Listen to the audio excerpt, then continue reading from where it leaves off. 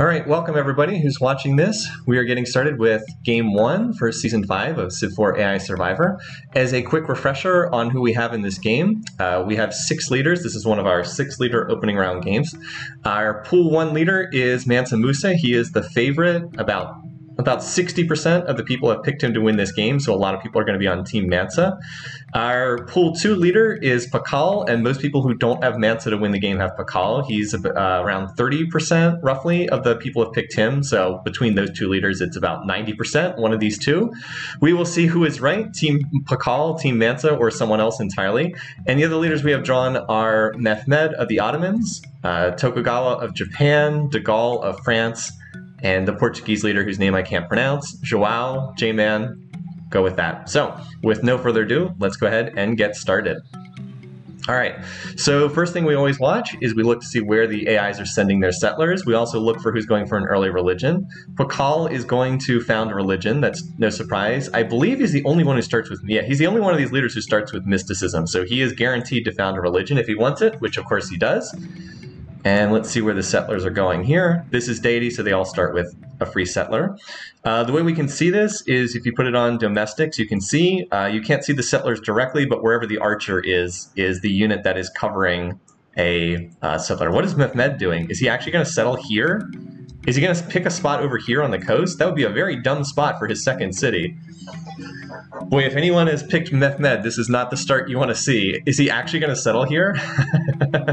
Also, great to have all of you here. We're at like 150 people watching from what I understand. Wonderful having you guys here. Oh, Mehmed. What is he doing, man? What is this? What kind of a city is this? So he's picked a city that has no food bonuses until it pops its borders. I mean, pigs is nice. The pig resource is nice, but he doesn't have animal husbandry yet, and he won't for a while.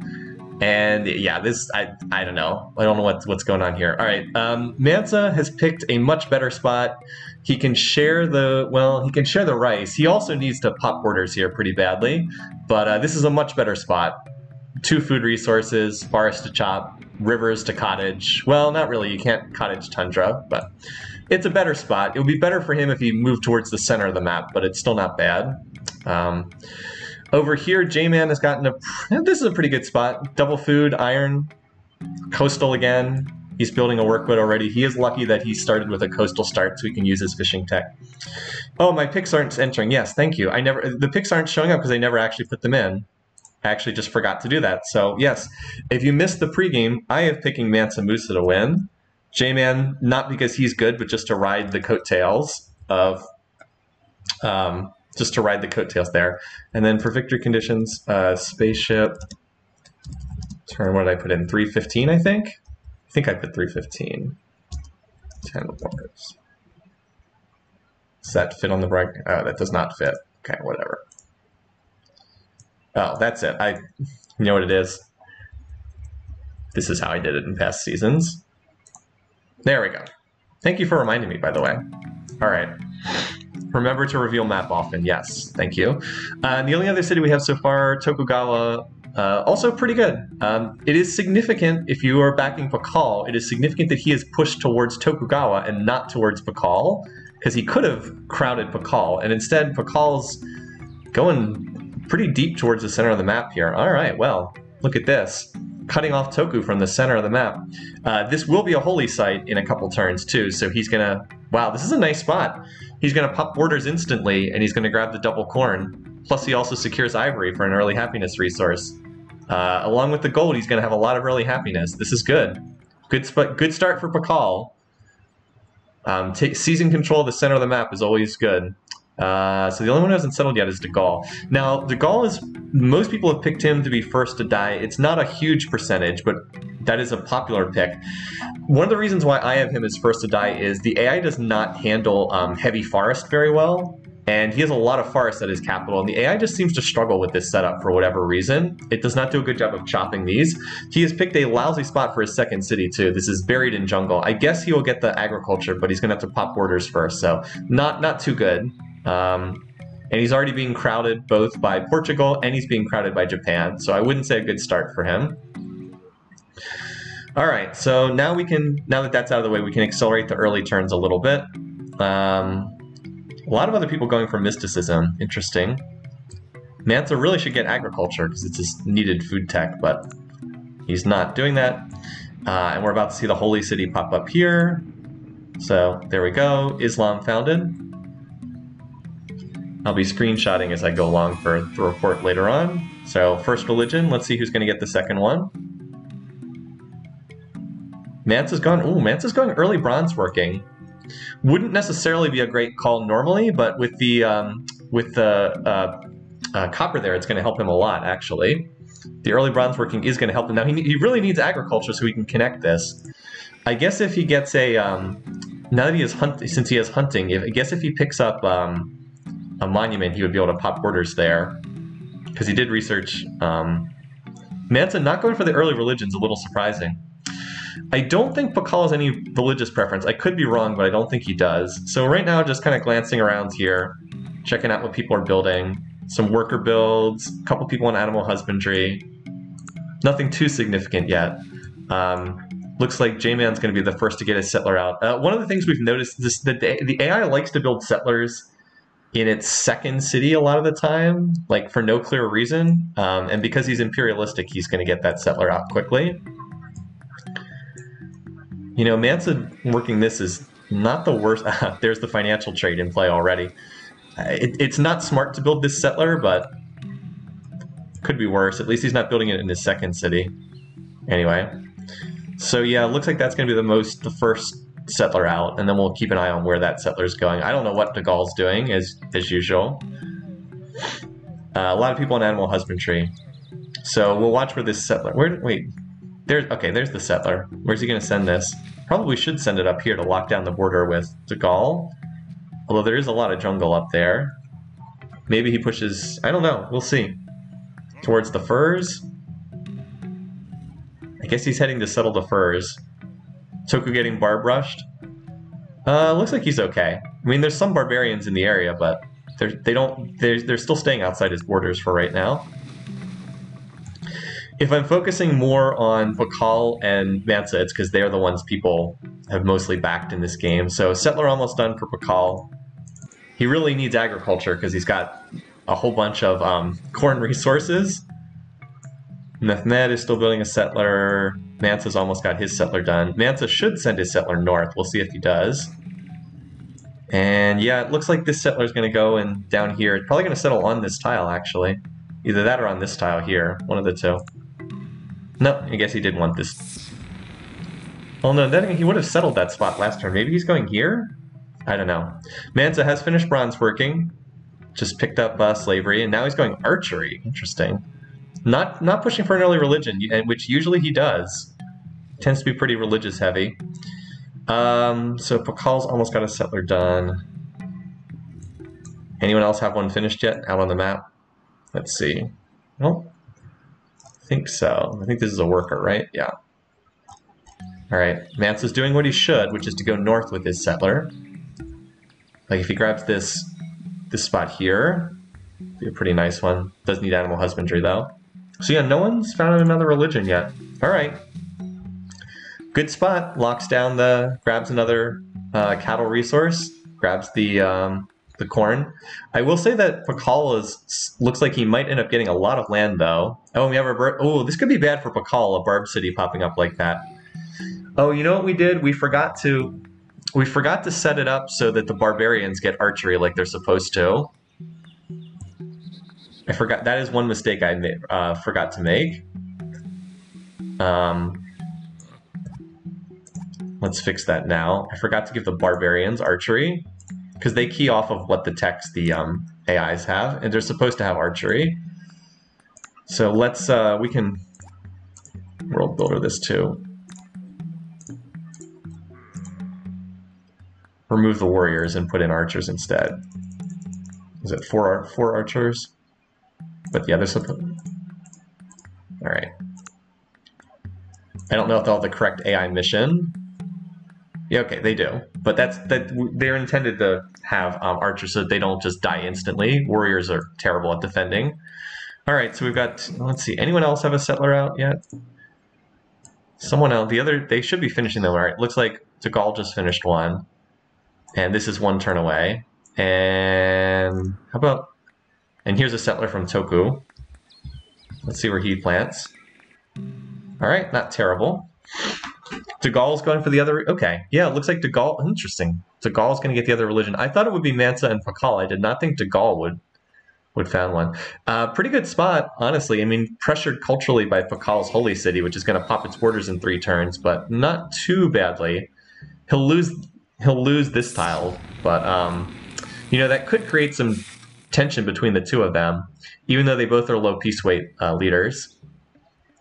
Anyway, though, yeah, this city popping up here is not good for Pakal because it's going to constrain his expansion in that direction.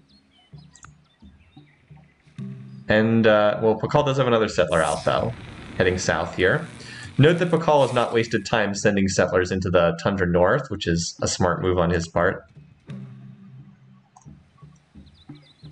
So, he's looking good. I'm assuming he wants this spot here. But it's certainly possible that Toku could get into conflict with one of these sides. Oh, De Gaulle, the early Stonehenge. Look at this. That would help him a lot. That would actually be a really good build for him, because he's industrious, charismatic.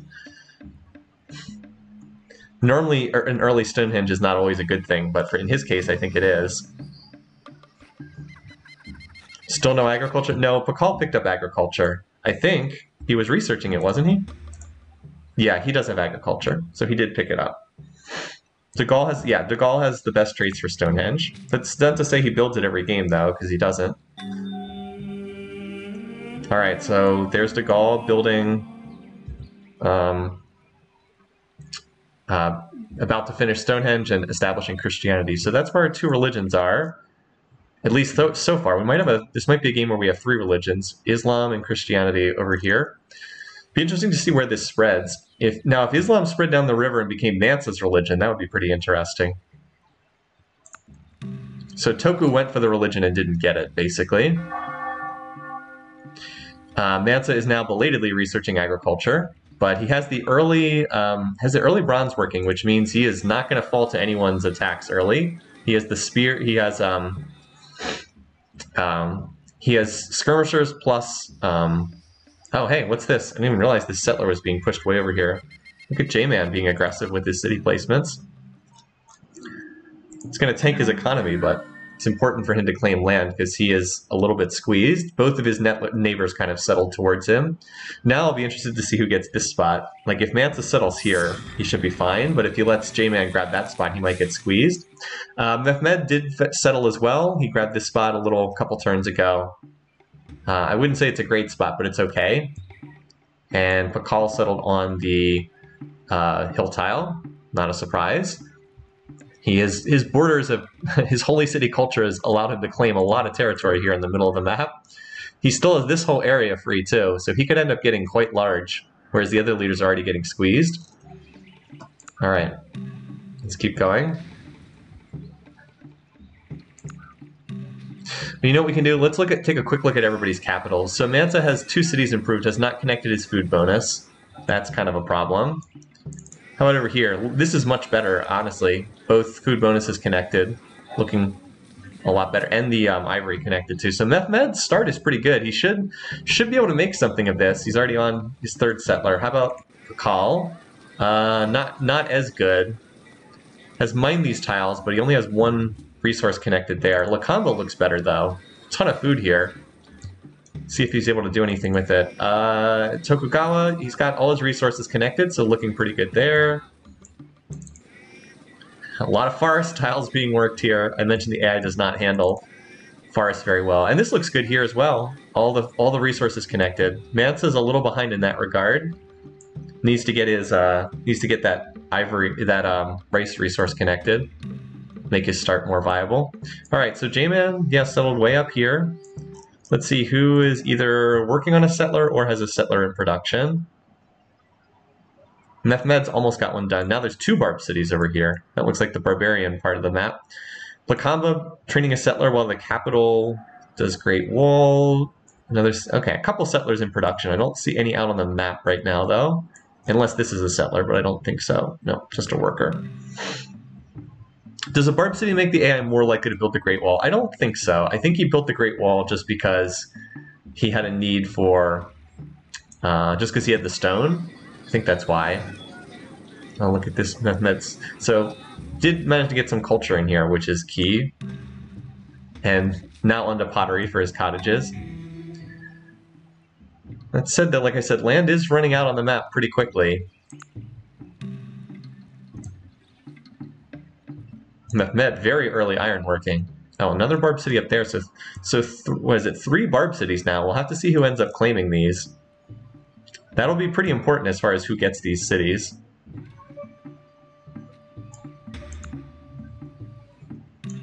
Pakal expanding away from... Yeah, this part of the map, it's kind of strange that has been ignored. So I guess that's good for the 3 AIs over here. Mehmed, Mansa, and Pakal all still have much more room to expand than these 3 over here. Bodes well for them. Look at the settler build from Pakal. Yeah, he's building one here. I know he's getting close. Hasn't finished it yet, though. We'll see where it ends up going. And Mansa just finished a settler, too. Let's see which... Oh, wow. Yeah. Remember how I said it was going to be key who got this spot? Well, it was not Mansa. It was J-Man. This will make him more competitive. Because he didn't have a lot of room to expand, but he certainly made the most of it, getting out to 5 cities fastest. So yeah, like if Mansa claimed this spot, J-Man was going to be somewhat irrelevant in the game. Mansa's actually in last on score, which is not a great sign for him. Although a lot of this is just territory, like just land points, which are not super significant. So Mansa's sending the unescorted settler. I guess he's going to push over here. If Mansa gets up to like 6 or 7 cities, he's fine. If he gets stuck on 4 or 5, he's in trouble. So Mehmet grabs this city, which gives him copper, which he needs.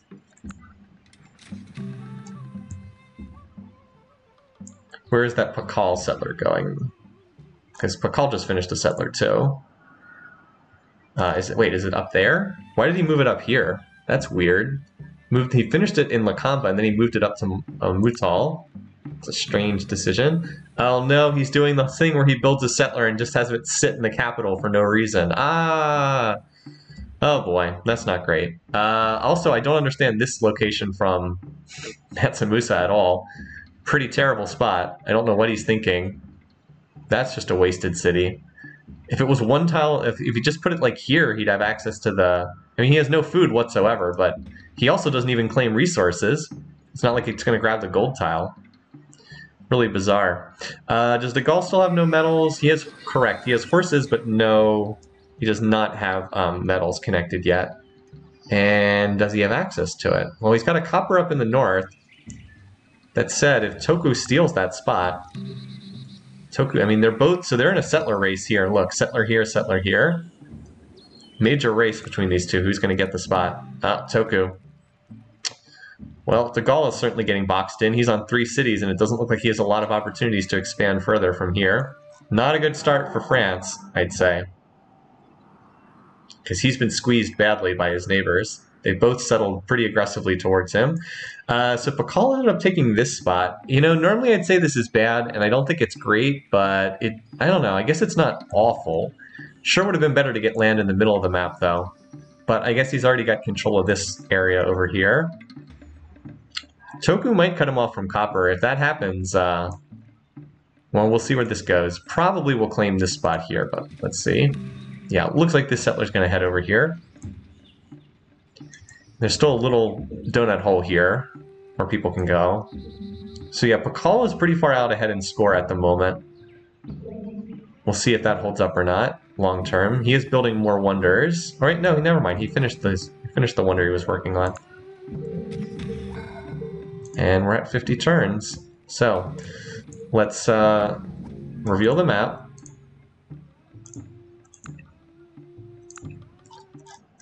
And zoom out and get a look at what's going on here. So 5 cities for Mehmed. I haven't been focusing on him too much. This was... I mean, I guess it's better than not having a city, but is this really where you wanted to put your city down? It's all ice. I mean, I guess it's better than not having a city, but that's pretty weak. J-Man's on the pyramids. Would be nice for him. Still some territory over here in the east. And then there's the Arctic wastelands for everybody. That's about it. Map's pretty full already after 50 turns. This is not a huge, yeah, the real poverty point, indeed. So we have a pyramids race here. Pakal 19 turns, J-Man 14 turns. Which one of them gets it is pretty significant. I think they both have stone, too. Yeah, they both have stone.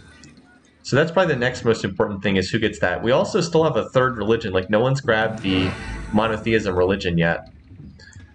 So I wouldn't be surprised. Oh, and we should check the bar graphs just to see if anything. This early, there's generally not a ton to see in the bar graphs. De Gaulle was leading. Oh, I was like, what's up with De Gaulle? But that's just the culture from Stonehenge popping up there. Reasonably close for the leaders here. Yeah, not huge disparities. Mansa's actually first in power, which is not what you'd expect, but that's the early copper there. And that's the culture from Holy City culture, Stonehenge culture. Early on, there's not that much to see on the bar graphs.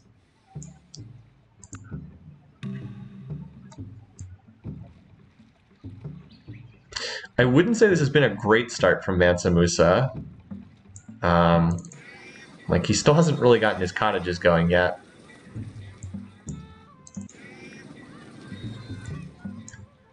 He's got a decent-sized stack here. Like, he hasn't connected this. I don't think he has animal husbandry yet. No, he does. He just hasn't connected this for some inexplicable reason. Let's just see if there's any more settlers moving around in terms of claiming land. That's just a worker.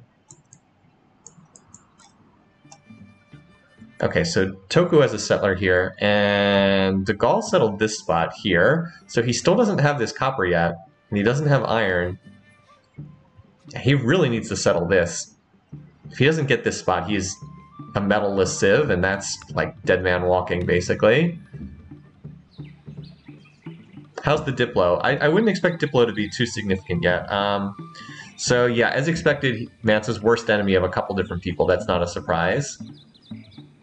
And he does not like... Alright, so that's about all we've seen. Mansa not looking good diplomatically either right now. So I wouldn't say it's been a great start for the Mansanator in this one. He needs to get a couple more cities, get that economy going. But it's usually a bad sign if someone's still sitting in last place at this point on the scoreboard. I think losing this spot has hurt him quite a bit, because this should have been another city spot for him. Anyway, so yeah, Toku got that. Bronze work, ironworking. Mehmed is still on ironworking. Mehmed is, I think, trying to attack this city, but he doesn't have strong enough forces yet. Oh, hey, there's a Mehmed settler here. Okay. Settles right up on Pakal's borders. Yeah, Pakal. So one thing about Pakal is he doesn't expand very well. He is still on 4 cities. I guess he's building double settlers, though, to try and remedy that. This Barb city popping up here has also kind of messed with Pakal. That has not helped him either. So De Gaulle has a high score right now, but I think that's... But I don't think his situation is great in this game. I think it's just because he has more happiness from... Like, I guess it's just because he's got the double happiness from Charismatic and Stonehenge.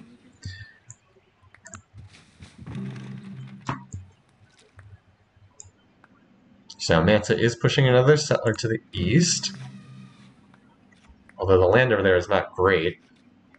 And now he's going to have stone. So probably the next big development... Alright, so he did end up settling the gold. Give him another happiness resource. I wouldn't say that's a great spot, though. And Mansa's largely out of room. I guess he can get some ice fishing villages and the like, but I wouldn't say he's claimed that much territory. So most of the civs are out of room to expand now. And how are we doing in our pyramids race? It's 6 turns for both Pakal and J-Man down there.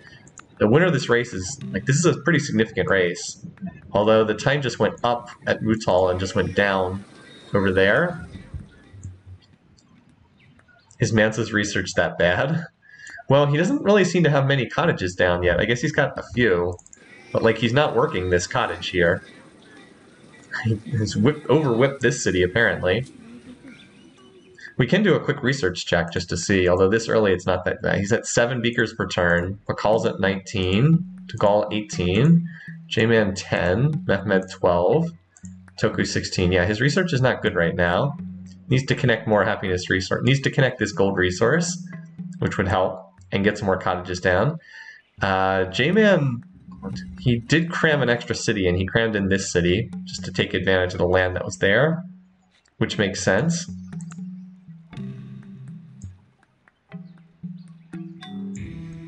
And it looks like Dugal is going to get this spot because he's got a settler here. All right, so Dugal is going to have access to metals, which is good for him. He would have been in a lot of trouble if he didn't have access to that. Also, Toku is now slipped to last in score, although he's going to hop up again when he finishes masonry. So Dugal's borders are a little weird here, but he did manage to get up there. And Mehmed is expanding like crazy. 1, 2, 3, 4, 5, 6. He's got 7 cities already. Wow. Mehmed really pumping out the settlers there. Looking kind of strong here. Looking kind of strong as far as the Ottomans go. We'll see if they manage to do something this game or not. And he also is building some units. Now, are those to attack the Barb cities, which would be the smart play? Or is that to attack a neighbor too early in the game? I guess we'll see.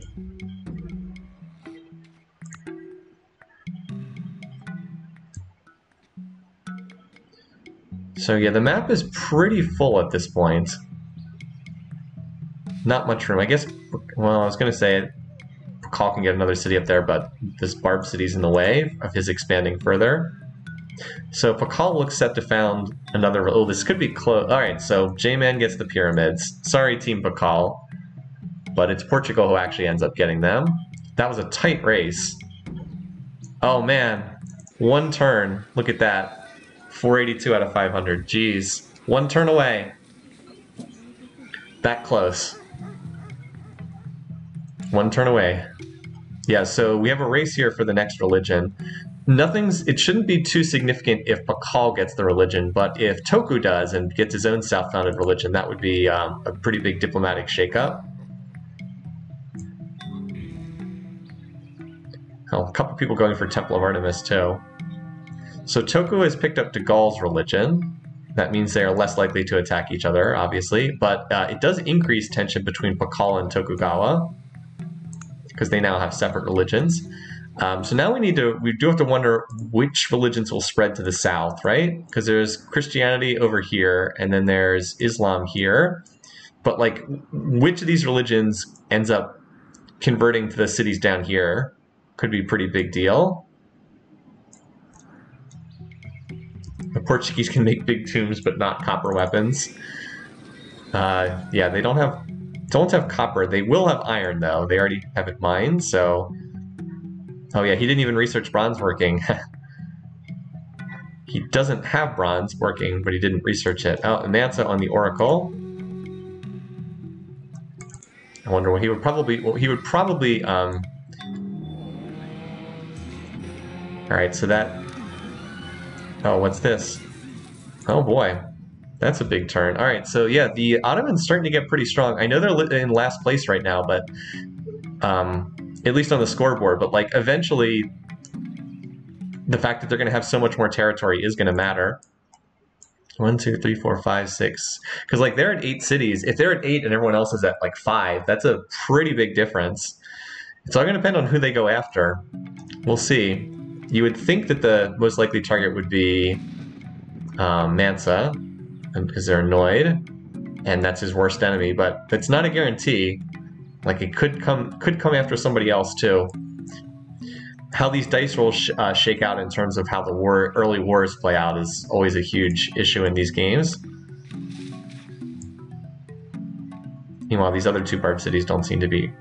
Alright, so Mansa has now picked up Pakal's religion, and J-Man has picked up Tokugawa's religion, so this could be significant too, in terms of how these people feel about each other. Who is Pakal's worst enemy? Just out of curiosity. I guess he doesn't have one yet, because he's not annoyed with anyone. Although he's not that far away from with Dagall.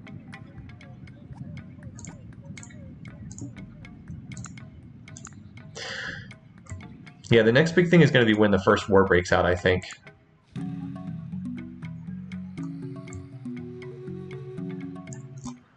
Is there room for like any more cities on this map right now? Is that a settler in there? Yeah, Mansa's got a settler in Degene, but I don't know if he has any place to send it. Like, there's a settler in Portugal too, but I don't know if there's a place to send that unit either. Toku's starting to settle the far north. This is Pakal and Dagall's fourth game together. And look at this, fishing city in the north. This is as far as fishing cities go, this one's pretty good. Perhaps Mansa will start trying to settle the south here. He's got the settler just sitting there. Maybe he'll do something with it, maybe not. And another city crammed into this little nook here as well.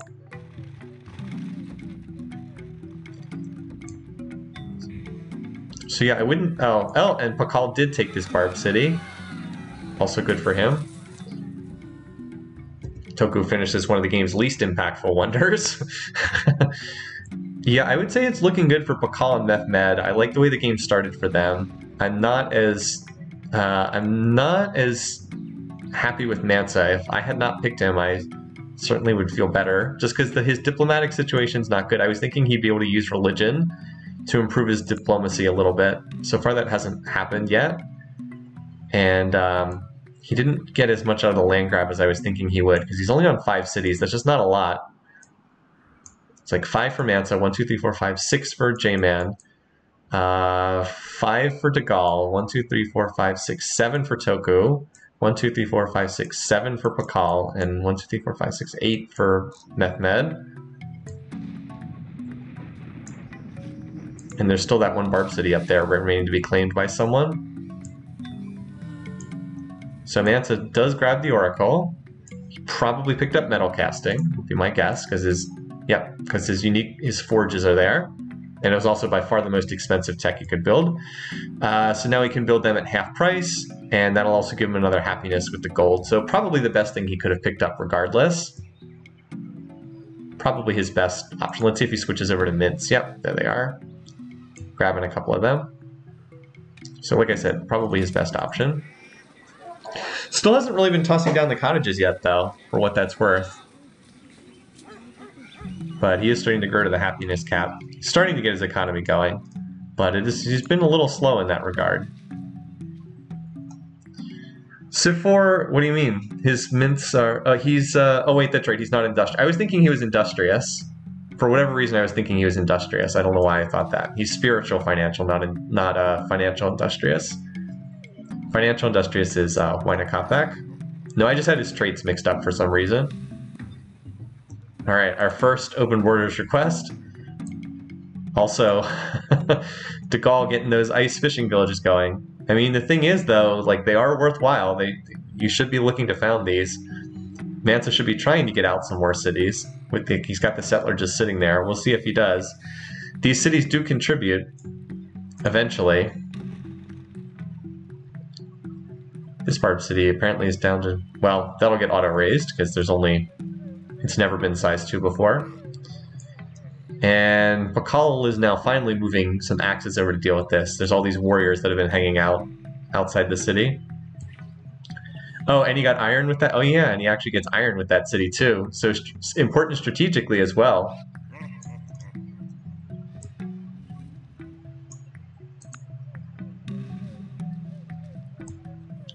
So yeah, we're just kind of in a lull until someone starts a war. I guess we should look at the power bar graphs. Just to see if anyone's building up. Well, Mehmed's pretty high on the bar graphs, and everybody else is pretty close. It's hard to say if he's about to attack someone or not. This game could end up hinging on whether he attacks Mansa Musa or if he attacks Pakal. I guess we'll see. He's certainly more likely to attack Mansa Musa, just for piece weight reasons, but it's not a given.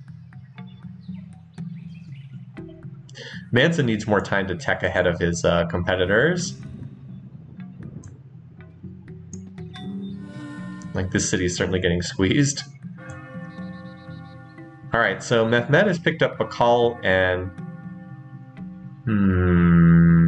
So, we had some religious swaps taking place. Still the worst enemy of all these people, but I don't know if that'll last for too much longer now that these religious swaps have taken place. This is generally a bad sign to have 4 people being your worst enemy.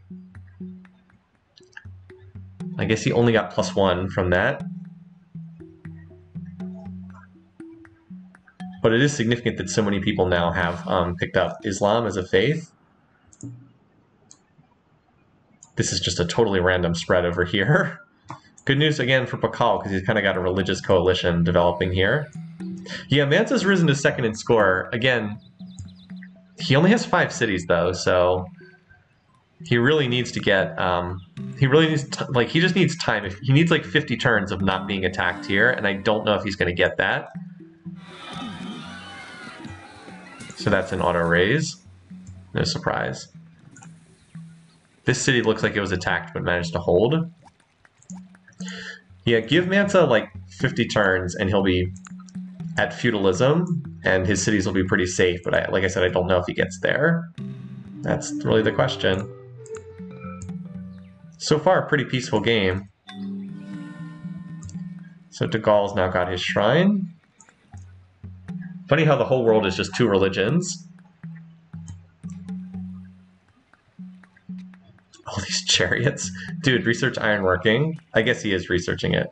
But for right now, he's just all chariots. So there's the Great Lighthouse, which is not super impactful on this map.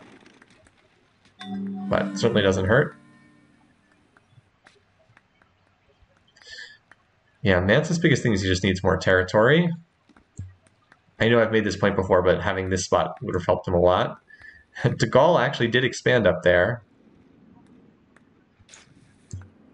AI seems to be more willing to expand on the water.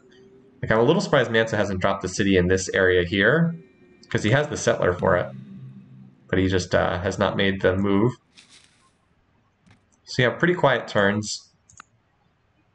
Might as well just keep pushing through these turns until someone does something. So a whole bunch of these leaders like hereditary rules. That will boost relations amongst them, for better or for worse. But like Pakal loves hereditary rule, J-Man loves hereditary rule. So like once people start adopting this, he's already in it from the pyramids. But like once other people start adopting this, it'll improve relations across the board with those leaders.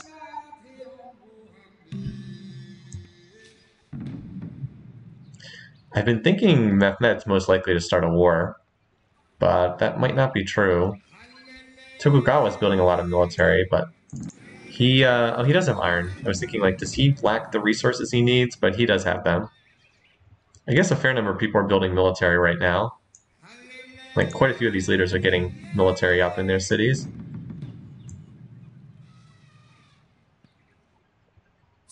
So yeah, I guess Mansa's just content on his 5 cities for right now. Meanwhile, Pakal is leading the bunch. He's definitely the game leader right now. We want to do a quick research check. Mansa 35, Pakal 81. Yeah, that's a lot better. De Gaulle 48, J-Man 32, Mehmed 29. So yeah, Pakal is kind of lapping the field right now in research. He's well ahead of the rest of the pack. And he's building hanging gardens, which will help further. Just give him the extra population. He's really snowballed. Oh, and he just picked up that city too. Yeah, it's like right now, Pakal is in tremendous shape. Getting this Barb City and this Barb City. We thought that that might hurt him, but he's done well off of that. I do think that getting this spot really early in the game has just put him in a great position.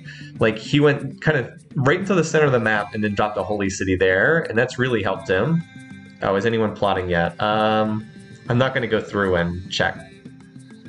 But, like, we can see by power bar graph rating, everybody's pretty close. Like, I don't see someone who's like, I guess Mehmed's been ahead of the field thus far.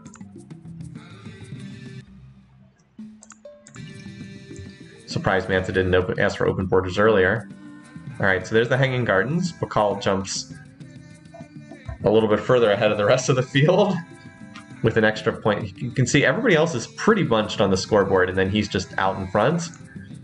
Currency just going to help him economically that much further. So, yep, mostly just still waiting to see someone go to war.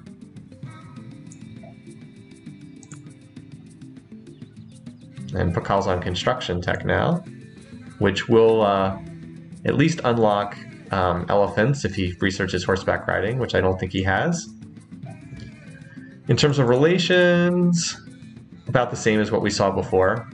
Look at this, these two, even at +5, are only cautious. And look at wow, look at all those trades they have going back and forth. Mansa's no longer, he's only the worst enemy of Degal and Tokugawa. He was no longer a worst enemy of Mehmed. That's kind of significant. But yeah, he's no longer a worst enemy of Mehmed. He's actually up to cautious. Which is better than annoyed. Who does Mehmed dislike the most? I guess he doesn't really hate anyone that badly. Still cautious with everyone. Tagal's still expanding. And you know, he's right to do so. These cities are definitely helping him. Like, he got squeezed on the map, but then, like, he had these initial 4, but then he now has 3 more cities up here. So that ability to continue grabbing more territory is helping him for sure.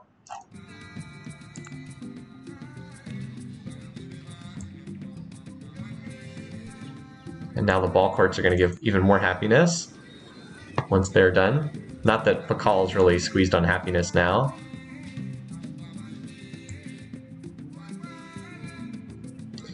Almost made it through 100 turns without a war. Very peaceful. Oh yeah, Mansa founding his own religion would be really bad. I mean, he's going to found this religion, but whether he adopts it is a different question. He certainly should not. Whether he will, though, I guess we'll see. Would not be a good decision on his part.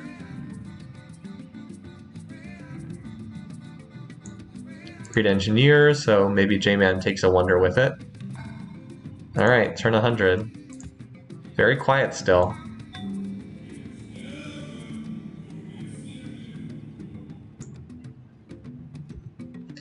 Will Mansa swap to that religion? I guess we will find out.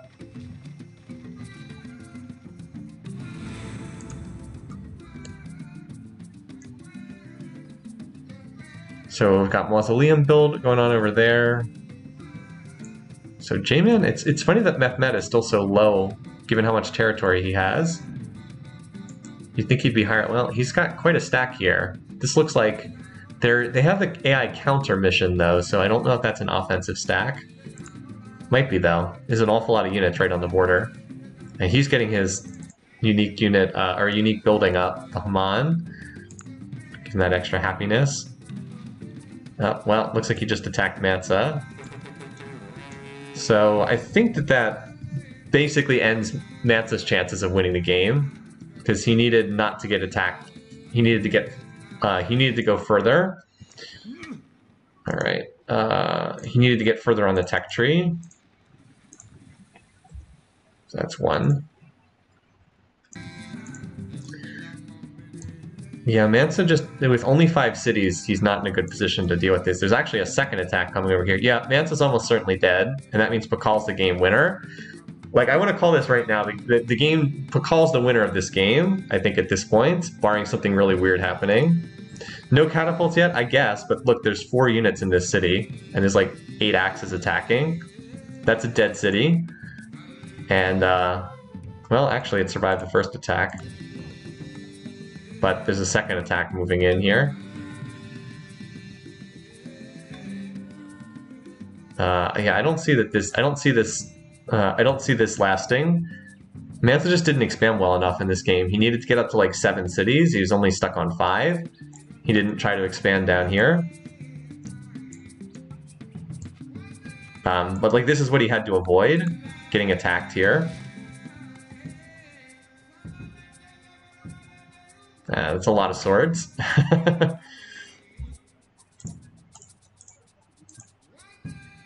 Yeah, like that was a power loss, but I don't think it was enough of a power loss. Not enough of a shark fin, as people say. I mean, there's a decent stack here, but I guess we'll see. I think that stack's still like a turn behind. Well, he does move first. Maybe he does hold this city. I'm honestly kind of shocked that this city has not fallen. I guess this stack does move first. Whether they will they even move into this city? I guess we'll see. Oh, well, Mansa's held with this initial stack. I am color me surprised. And now Toku has his own self-founded religion. Any chance of someone getting bribed into the war? Certainly possible. Which would swing things for sure. Well, Pakal now loves Mansa, but he's the worst enemy of Tokugawa and De Gaulle, although that's somewhat less important. How about Mehmed? He's just at war with Mansa. How do people feel about Mehmed? Which column is that? That's this column down here. Yeah, people don't really dislike him that much. In fact, Pakal likes him and Toku likes him. Whereas for Mansa, De Gaulle does not like him, and Toku, he's +4 with Toku, and he's still annoyed. That's peace weight for you. But that said, Mansa has won the initial skirmish between these two sides. I mean, if Pakal declares on Mehmed, then the game is completely different. And Mansa would have to research construction. I mean, maybe he takes a city here. I guess it's possible. Still think Mehmed has too many units, though. Like, this is another city that's, yeah, I don't, this would need catapults. It's not happening.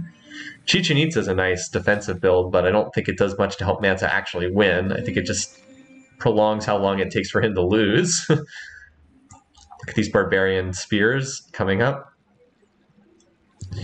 But yeah, Mansa would need construction. I mean, he is heading in that direction, but remember, he slipped to last in score, and it's just because he hasn't expanded. That's why he's in this position. He would need construction to have any chance to break through. Meanwhile, Pakal's just like, yep, don't mind me. I'm going to sit here well clear of the field.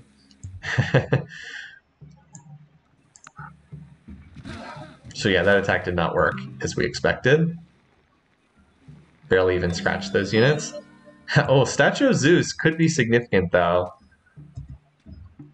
That actually could matter. Also, why is he... Where are all the cottages, Mansa? What's up with all these farms? Where are the cottages?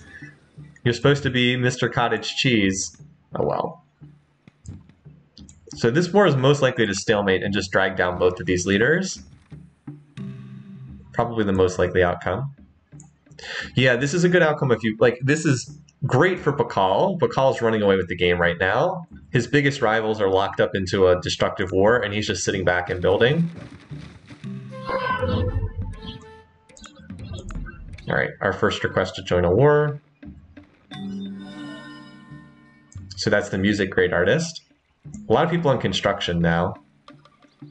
Mehmed being on construction is pretty significant. So yeah, this war is a stalemate. Just as long as it's just the two leaders, it's a stalemate.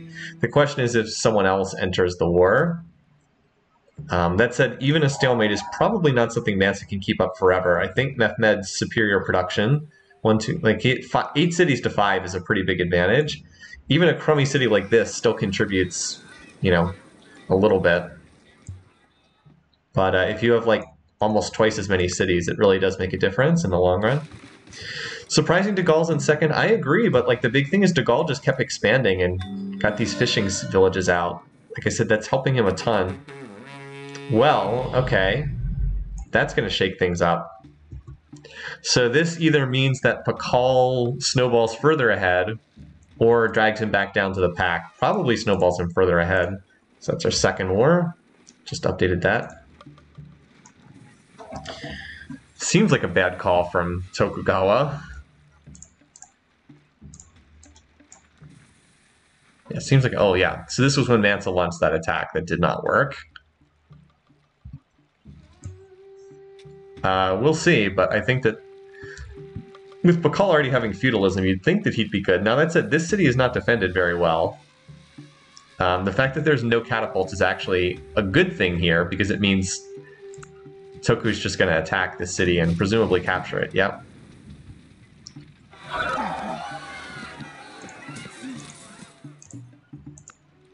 Because like Toku could have gone after Mansa instead, and then that would have been it for Mansa. He would have just died instantly. So now we'll have to see what the leaders over here choose to do. Get involved, or J-Man is just such a passive AI leader, he might not do anything, but we'll see.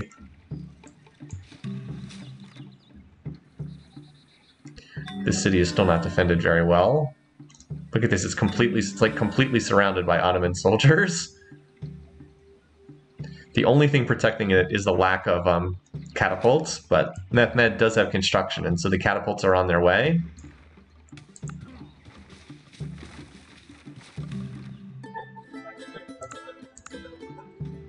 I mean, Pakal's on civil service now. Mansa's in last on score. He just has not been able to get it going this game. I'm not 100% sure why. I guess it's because I guess I outlined it. He has just not expanded very well in this game. Hasn't really built enough cottages.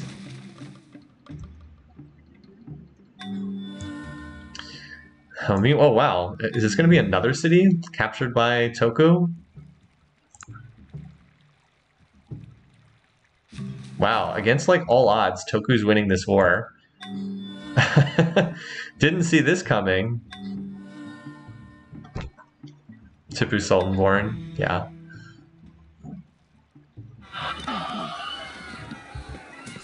Didn't see this coming from Pakal. So this is certainly not the direction we were expecting the game to go. Now Pakal's actually down to 1, 2, 3, 4, 5. He's down to 6 cities now.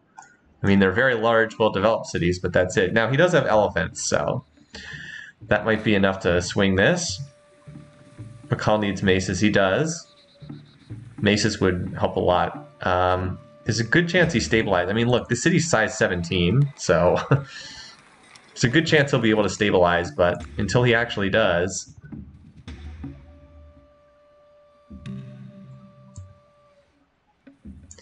And this city ended up holding again. I wasn't at all sure if it would, but the next attack from the Ottomans will have catapults. So unless Mansa can turn it around with his own catapults, which he is researching, I think he's in a lot of trouble. It's pretty rare for someone who's last place on the scoreboard this deep into the game to come back and be able to do something.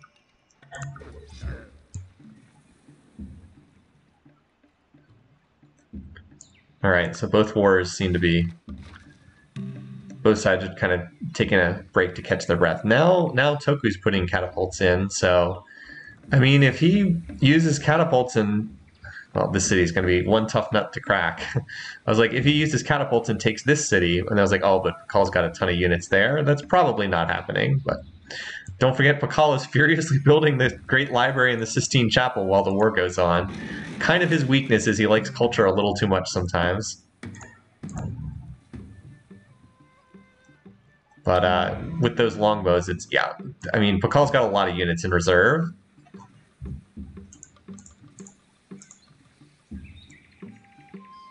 Look at Mehmed suffering those big losses.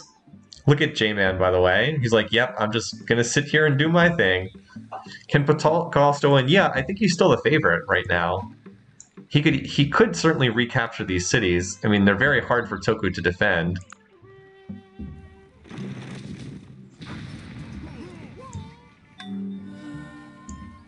Oh, Mansa got the Great Library, not Pakal. Mansa furiously building the... Look at Mansa also furiously building wonders here in the middle of this war. Not great for him. Now that said, he is going to have elephants, which will help. Does Mehmed have access to elephants? Yes, he does. A lot of ivory out there. Again, this stack, if it attacks, is just committing suicide, so...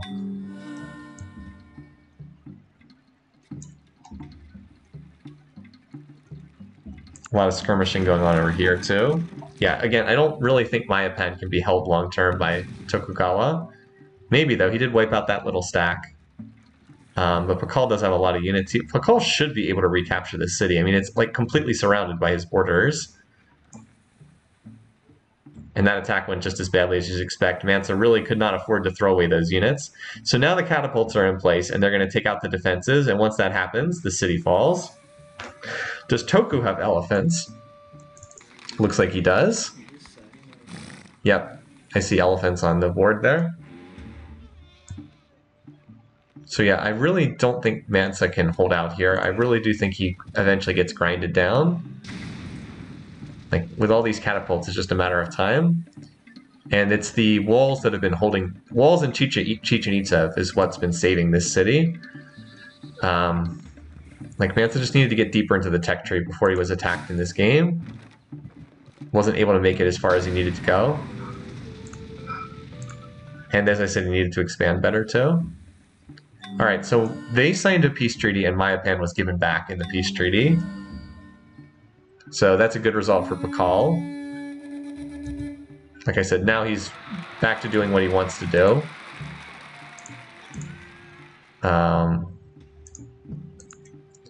Yeah, he's back to doing what he wants, which is just to sit back and continue building while the others fight. Decent chance he goes for a cultural victory here.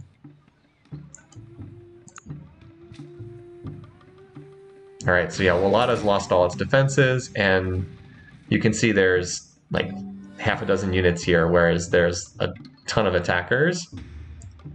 So I really think this is it. As soon as Mansa was attacked, I was like, yeah, I think this is it. I think Pakal wins, Mansa's first to die, which was a very real chance in this game going in. But I think it's largely sealed at this point, so I'm not going to score any points from this round.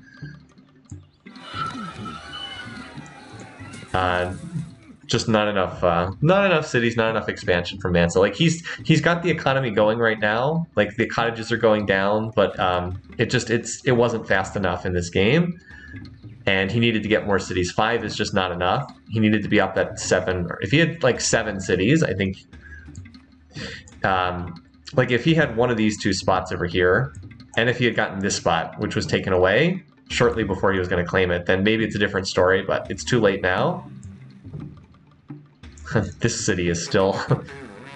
And, well, if you wanted more evidence that the game is over for Mansa Musa, De Gaulle has declared war too. Good timing for De Gaulle. But yeah, it's over. Now the dog pile starts. I thought that the setup was strong enough that he could work his way out of this. I thought that his setup was pretty darn good. Yeah. No, I mean, barring something bizarre happening, Mansa's definitely the first out of this game. Too many dog piles. Is it likely the other city? Well, I mean, we'll see. I don't know. And now Pakal attacks. Okay, that's probably Mansa asking him to join. Getting that war declaration counter ticking up. Because I can't imagine that he planned to do that on his own.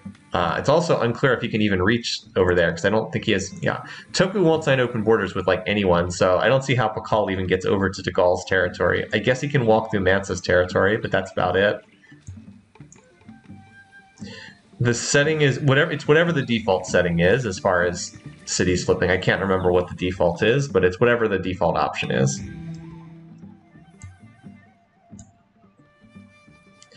Yeah, I think Mansa's gone within the next, like, 15 to 20 turns, because he just has so few cities, and he's being attacked from 2 sides. Like, Dejene's not going to last long. Not against all these catapults. Just not enough production centers. A lot of elephants on each side here. And then De Gaulle's got his own stack over here that'll deal with this. So yeah, this looks like it's basically it. So yeah, that was fast. Yeah, you don't come back from a situation like this. At best, you get peace and then limp along longer, but you don't certainly you don't come back and be in contention to win from a position like this. Poor Mansa. Couldn't get it done this year. 2 years in a row not being able to get much done. Now there's a little Pakal stack in here. Well, Pakal actually has saved this city for the time being by killing that French stack. So I guess he survives a little longer. But it's hard to see Pakal... Like, Pakal's off and running now. It's really hard to see him struggling too much. I guess Tokugawa still dislikes him, so there is that. Boy, this city is going to be completely useless.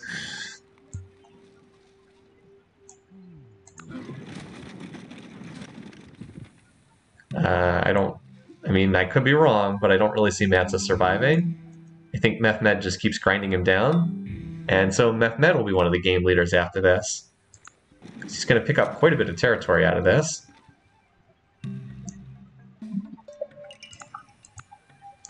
It looks like he's on pace to get most or all of Mansa's territory.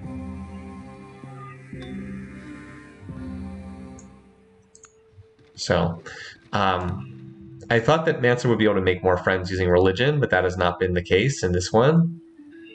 He ultimately didn't really found a religion. I guess he did late in the game, but I thought he'd get one of the 2 early religions and potentially make friends with it. Double Holy City, is that right? Oh yeah. Not that that's likely to be too significant, but yeah. This weird little finger of Japanese culture. So this war stalled out a little bit as a result of the French stack being killed by Pakal. That said, I don't think Pakal is too serious about this war. So now de Gaulle's coming back in. Mansa's lands are very plains heavy, not as good for his cottages. I think that's a fair point.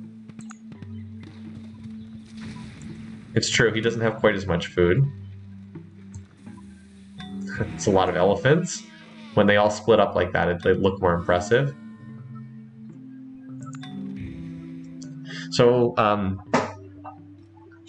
campaign's dragging out longer than I was expecting it to. It is also a question, will Pakal go for space or culture? He does like his cultural victories. This city keeps revolting, by the way, but I don't think it'll actually flip back because it was captured in war.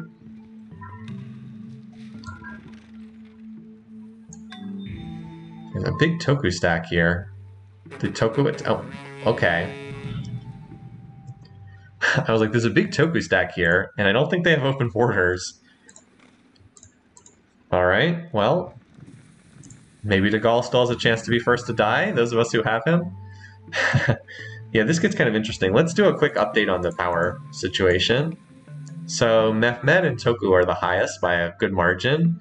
Mansa's about where you'd expect since he's literally only on 3 cities right now. Seems unlikely that Toku would be able to make much progress against de Gaulle. But Pakal is part of this war too. Alright, so there's 8 catapults there. Let's see if this is enough to take down Lyon. Took out half the walls that turn.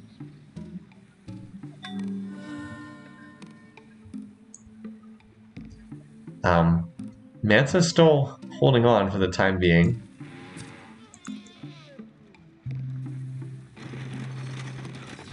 This would certainly hurt de Gaulle if he lost this city. Yeah, no surprise there. De Gaulle's like, yeah, getting out of this war. I'm just wondering if Pakal has any units, because Pakal has not seemed to contribute much of anything to this war.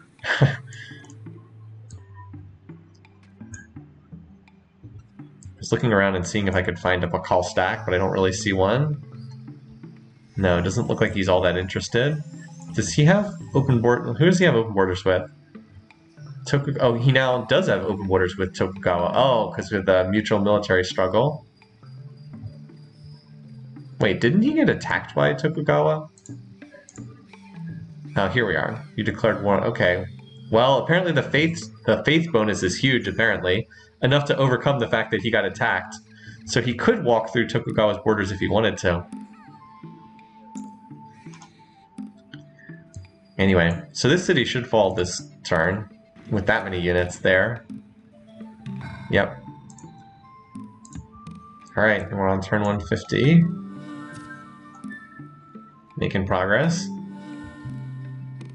Is Pakal fighting in the Arctic? No, not so far. Good thought, though.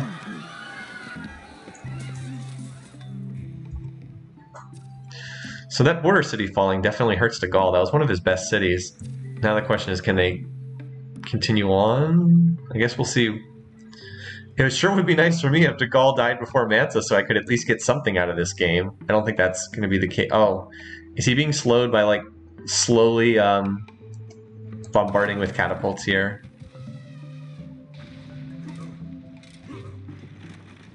Oh, here comes the Pakal stack. Or a Pakal stack with trebuchets. What? J-Man, no! Why? Oh, why couldn't you have declared on Degall? No! Why couldn't you have declared on Degall? Also RIP my word declaration count. I thought we wouldn't have a lot of words this game. Already at 6. Like, J-Man, get that kill. Dude, what the heck? I mean, he actually needs territory, but if he had just declared on Degall instead, although I think they actually share religion. Oh, they're actually friendly with each other because of civics and religion. That said, long term, this is not a good situation for J-Man because he's got a religion that nobody else really practices. He would be wise to switch to something else. Poor Mansa. Even Portugal attacking him.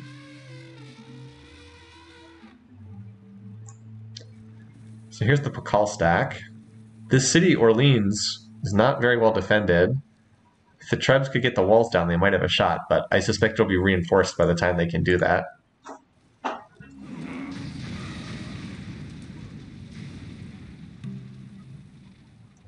The main thing this is probably doing is pulling attention away from the Tokugawa stacks up here that's going for the French capital. Also, that's a lot of units in the French capital. France is going to escape to the Arctic. You know, if France didn't have these Arctic cities, then De Gaulle would have a decent chance of being the first one out of the game, but since he does, he's unlikely to be the first one to go. Mansa's going for engineering to get castles up, but I don't think they're going to pop up in time. Again, it might be a different story if J-Man weren't popping in here.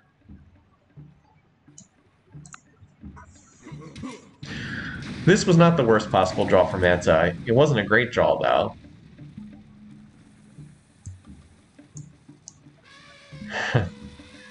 I mean, France does look like it's collapsing pretty quickly here. I just don't think it's going to collapse quickly enough for me, who has De Gaulle as first to die. Because, like, Gao is almost, has almost fallen here.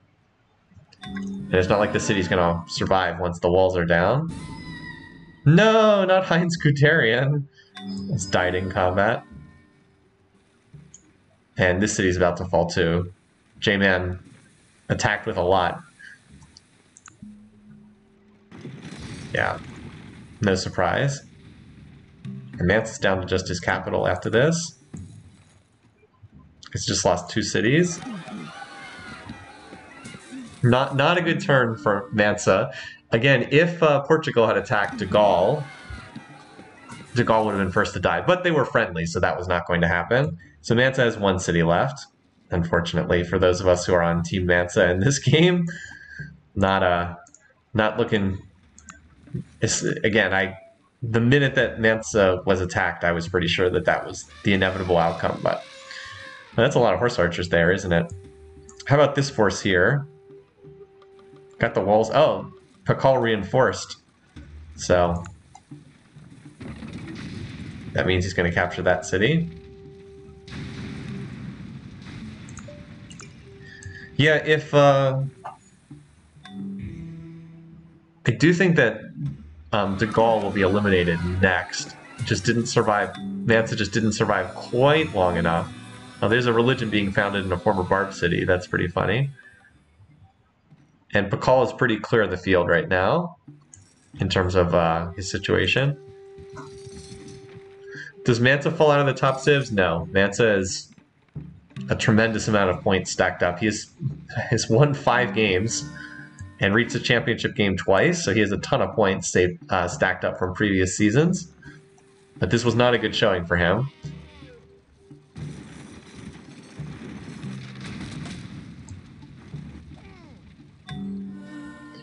Yeah, if it weren't for the Arctic cities, it might be different.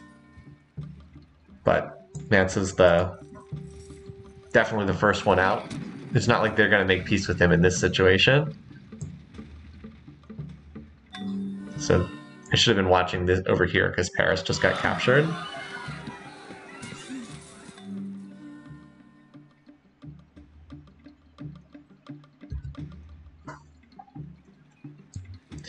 So the real question is who's going to be strong after these two are gone. Well, J-Man is likely to be the odd man out because he's practicing a religion no one else follows, so he's probably the next one to go after that. But we'll wait and see. Maybe he'll be able to get out of that religion. That would be the smart thing, obviously. So what do we have? 2 separate armies closing in here on Timbuktu. And they're working on the defenses. So we'll see who gets the kill credit. Mehmed has never had a first or second place finish. He does have a bunch of kills, though. Like, he's managed to get a bunch of kills despite not having a top finish, which is pretty rare. So Toku's next stack is here, is already sieging this city. And then Pakal's group is over here. Pakal, by the way, Pakal having these cities is not going to be very convenient for him. He might give them away to other leaders, but we'll see. He doesn't get a whole lot out of these wars because the cities are so far away from him. Yeah, we can do a larger look when this is over to see where people stand. Oh. I thought there was another turn for Mansa, but apparently not. I thought he had one more turn left, but nope. Alright, Mehmed's got the kill. Mansa first to die. Those of you, I know a fair number of people had predicted it. Good for you. Alright, first eliminated. Let's see how many people had it in total. Right.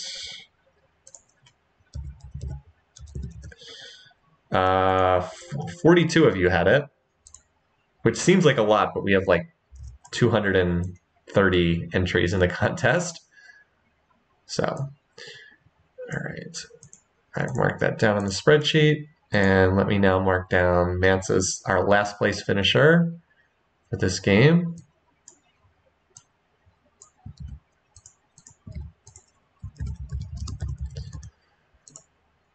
And Mehmed gets a kill.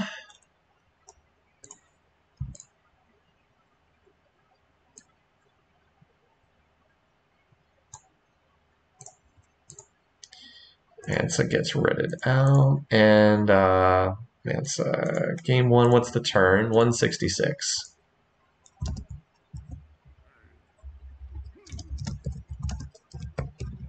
All right. Got that all jotted down. Okay. 170 viewers, wow. Thanks for joining, by the way. Hope people find this as interesting as I do. All right, so the great hope of 60% of the picking a contest entries not only failed to win, but was also first out of the game. I did think that those were the 2 most likely results, that Mansa would either be the winner or would be the first one out. Those are the most likely results. All right, so down to 5, and soon to be down to 4. Because there goes one city, and there goes another city. Used to spend hours reading Civ4 match summaries walkthroughs. Appreciate the effort. Thank you. Very kind of you to say. Was not expecting Mansa to play it this badly.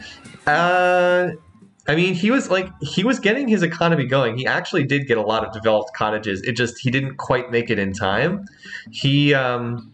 He needed Mehmed to be a little bit weaker. Mehmed played a little stronger than I think a lot of us were expecting, especially when he put this city down. I was like, I'm not expecting much from him.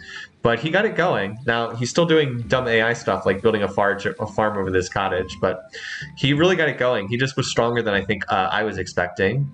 So now we're down to the last 2 French cities up here. And it's not like the pick for de Gaulle to be quick to die was a terrible pick from me or a lot of the other people. I mean, de Gaulle is clearly not going to survive much longer. It's just that the timing didn't line up quite right. Like, slightly better expansion for Mansa, slightly worse expansion for Mehmed. An attack that comes a little bit later. What's this? A Barb City? Oh, down there, okay. down in the tundra. Like an attack that comes a little bit later, Mansa expands slightly better. Maybe he gets over the hump and he's off and rolling and he's doing his financial thing. But look at this, Bakal's even pushing forward his wounded units. I guess he wants to get this campaign over with. The leaders that are in the best shape, It's not the time for a call.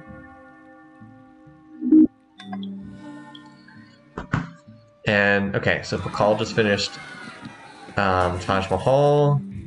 We had the French clearing a barbarian city.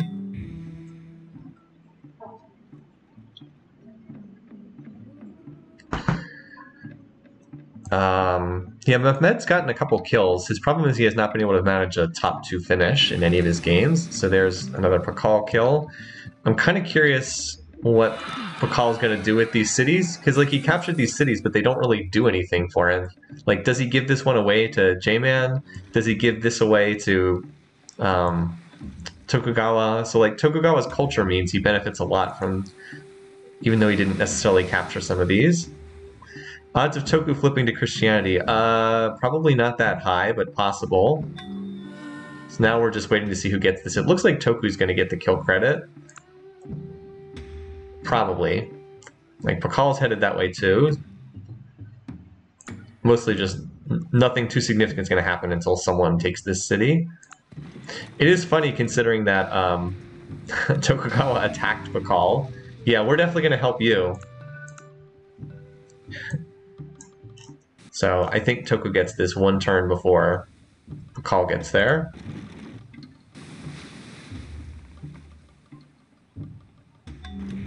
Yep, there it is. All right, so Tokugawa gets the kill credit.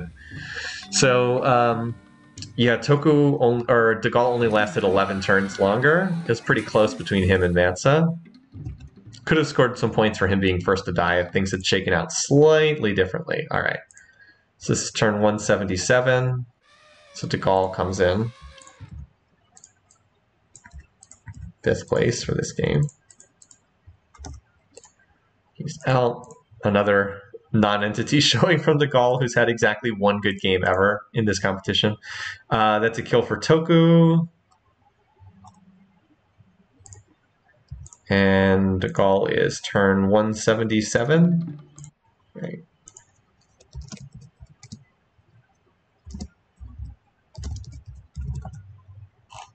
All right. All right. Just jotting that down. Okay. My top 2 is dead. Yeah, Mansa needed to last a little longer, but he did get attacked first. All right, so now we've got we've got 4 leaders remaining. I think J-Man is in by far the worst shape of these 4 because of his religion. Like if you look, he's the worst enemy of Toku. He's the only one who's a worst enemy right now. So here's how people feel about him. Bakal's cautious, Mehmed's cautious, Toku's annoyed. Not great. Meanwhile, Pakal is friendly with both of these two, so Pakal can't attack either of these. Toku can't attack Mehmed. I don't think Toku declares war at pleased, so I don't think he can attack either. So they're all pretty much... So yeah, J-Man is pretty... he's pretty likely to be the next target, just based on how this stuff shakes out. Toku declares it pleased? Okay, thanks for clarifying that. All right, let's advance a couple turns to get them out of war mode. Let them reset their economies, and then we'll take a look at like the bar graphs. Turn 180, we'll do that.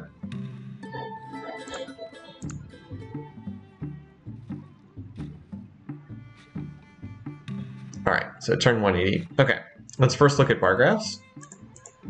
Easiest way to see this first. All right, so as expected, Pakal is way ahead in GNP. It's not surprising. He was in a golden age that has now ended. So that's the golden age ending. Close on food though, pretty close on food.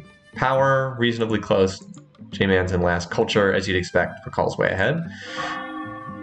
There's the golden age ending. All right, in terms of research, Bakal's at 600 beakers per turn, 279, 197, yeah. So Bakal is way ahead. He's double anyone else's beakers. Now, maybe that will change as the others get some of their cities developed. These poor cities here, one city, one city. And let's look then at technologies. So Pakal is about to grab democracy, so he will certainly build Statue of Liberty. So he's basically early Renaissance, does have military tradition, but doesn't have gunpowder yet, so he can't build the cuirassiers. J-Man is going for economics to get the free great merchant. No one has picked up liberalism yet. Mehmed is going for gun. Okay, Mehmed is late medieval. He does have the military tax, but he's missing all the economic stuff. Toku's about the same, although Toku's missing some stuff on the top side of the tree. So, quick note about how the music goes. I will shift the music here because it's a good time to shift. I plan on only using it from the first 3 eras because I have discovered that if I use stuff from Renaissance and later on, then YouTube puts a copyright claim on your video and they won't allow you to monetize it at all. So that's the reason why I prefer to stick to some of the earlier eras here. So we'll take monarchy and then I'll put us in the classical era. Toku's setting a defensive pact with Pakal is kind of interesting. Yeah, I don't know why, but all the more recent eras are apparently a copyright issue or something like that. So if people are going to be watching, it would be nice to get the minimal amount of income that comes from that. Not that it's significant, but... Alright, so what do we have? We're in peaceful mode right now. Probably will be for the time being. Peace is good for Pakal because he's got a tech lead, and he probably only needs about 100 to 120 more turns to close out a spaceship win if he wants it. Let's see if we can identify someone who's building up. So, J-Man obviously is not. Mehmed just went golden. J-Man going for liberalism. Is he gonna? It looks like he's gonna get the liberalism prize, so that's nice. I mean, I would love it if this guy got second place. I just think it's a little bit unlikely. I think he gets attacked and killed by one of the other leaders. Toku is still building a fair amount of military, so I wouldn't be surprised if he declares. Someone just got liberalism. Who was it?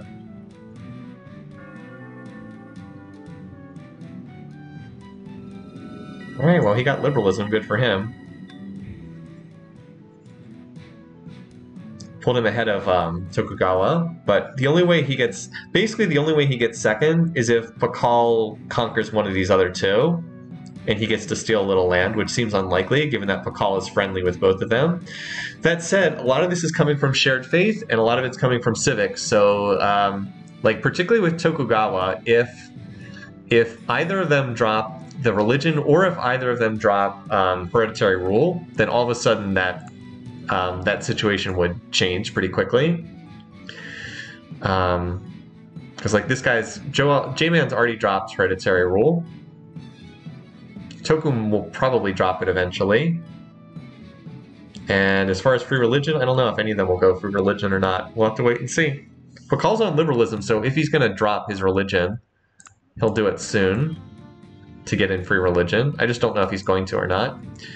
It would be the smartest thing for Pakal to do is just stay in Islam, not get attacked, and just tech away in peace. That would be the optimum outcome for him. Will he do it though? I don't know. Well, he didn't revolt on this turn at least. Mehmed going to free market will drop him from mercantilism and make Toku like him less. That's true. So right now, these three all like each other because of civics and religion. So it's unlikely that they will do much of anything into each other unless that changes. So right now I'm going to keep the camera mostly over here because like we would be able to tell if someone attacked Portugal because there'd be like a whole bunch of Japanese units running across the border, or this happening, yeah.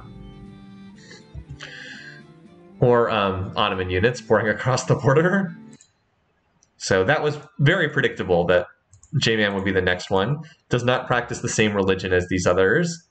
He probably gets dogpiled and eliminated next. It's by far the most likely outcome. Which is, again, bad for me because I have him as a second place finisher, but oh well. Yeah, that's a lot of units there. That's a stack of 54 units. 54 units, and I'm sure the power bar graphs don't look much better. No, they do not.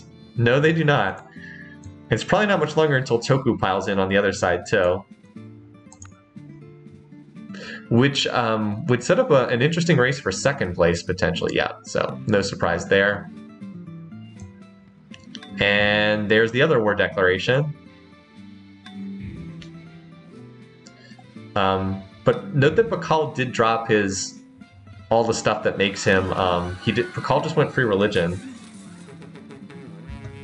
So a lot going on. This is a really impactful turn. So Toku declares on J-Man, which means that Joao is dead. Portugal will be the next Civ eliminated. He couldn't even fight one of these, much less both of them. And in addition to that, we also had Pakal swapping out of Islam into free religion, and swapping into out of hereditary rule. So no longer. So the friendly is gone, which shakes things up a bit. Pakal is pleased, but that's it. So he lost like plus 12 with both of them. So could be interesting to see what happens there. Yeah, J-Man just generally does not much. It was very stupid of him to attack Mansa, who is his natural ally in this game. The problem is they got stuck on opposite ends of the religious divide. Again, the way I was conceiving the game was Mansa would found an early religion and then he would spread it here, and these two would be good allies. But instead, that didn't happen. Instead, they ended up like as rivals, which was a bad situation for both of them. So it's a romp by the low piece weight civs instead, except for De Gaulle for whatever reason. All right, so now it's just a matter of time until these Portugal gets run over. The only thing that would alter this would be Pakal attacking one of the other two, which is possible, but somewhat unlikely at this stage. How many cities does Portugal have remaining? Not a ton. 1, 2, 3, 4, 5. Oh, and you know what? I was like, why are these cities so unhappy? And then I remembered. Oh, actually, it's a man. Never mind. I thought it was war weariness because of the statue of Zeus. The statue of Zeus was built by Mansa, but now it's in the hands of Mehmed. It's in one of these cities, I think. Yeah, here it is. So just keep in mind, the statue of Zeus is in Ottoman hands. I thought I updated the war count. No, I didn't. Okay, I trust the chat. That it's at 8. Okay. Maybe I can score some points for getting the war declaration set up correct. Get some pity points out of the game. All right, so it looks like both armies decided to focus this city.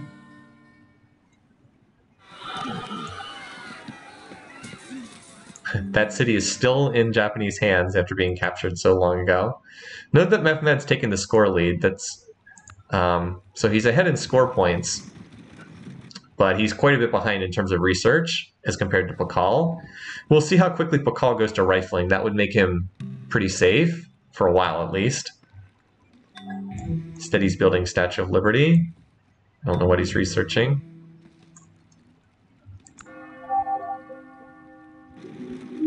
He's picking up gunpowder. I think we get an actual chance to see the Janissaries in action. We don't get to see them too much. Ottoman unique unit.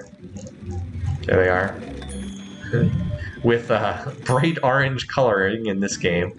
They get a bonus against earlier era units, melee and archery. So they should be doing quite well against the pre-rifle units that Portugal's using. Portugal, needless to say, should be beelining rifling, but instead going like Constitution, Democracy, Incorporation.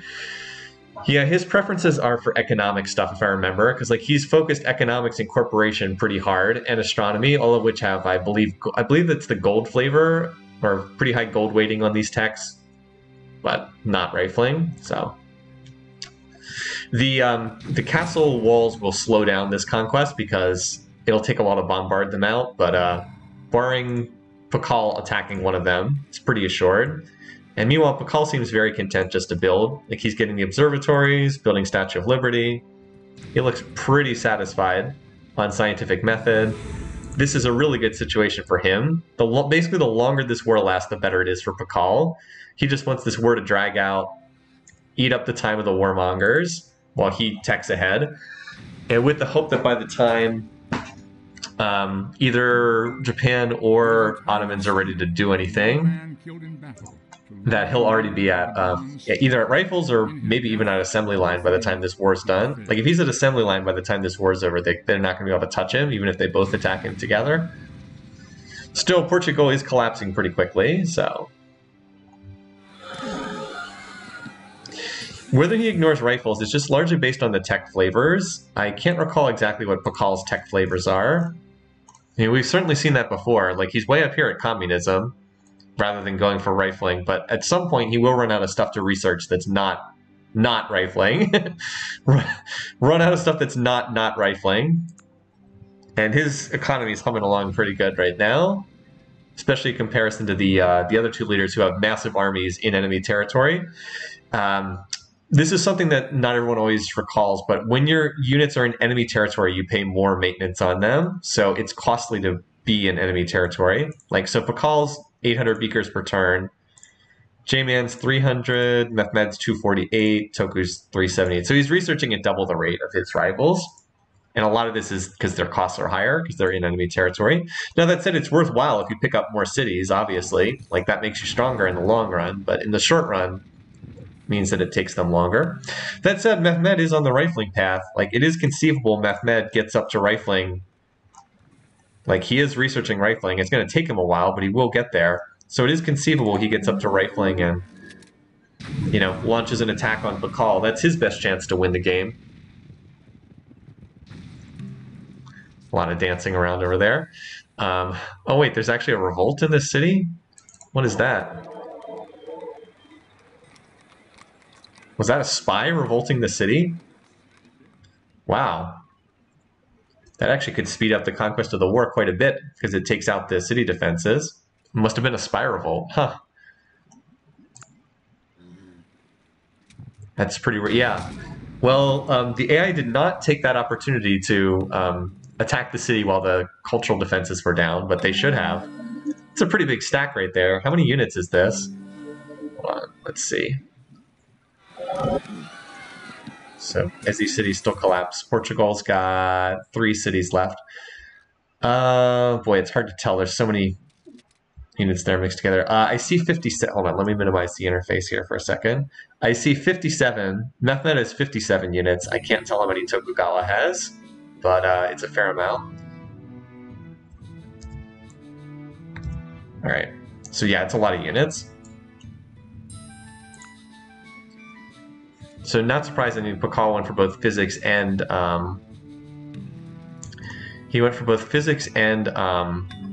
what's the other one? Communism, because he wanted the great people at both of them. A lot of the AIs heavily prioritize those techs because of the free great people. Is that another revolt here? No, it was actually getting captured. So we also should focus on who's actually capturing the cities.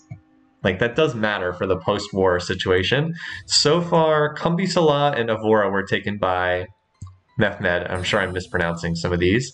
Coimbra, Lagos, and Lisbon were taken by Tokugawa. So Toku's has somewhat gotten the better thus far. He's gotten 3 cities to 2.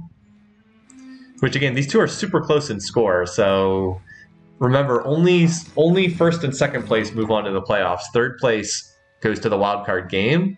So it really matters quite a bit as far as which one of them takes second, and they are very close in score. I guess now Mehmed's jumped up ahead a little bit.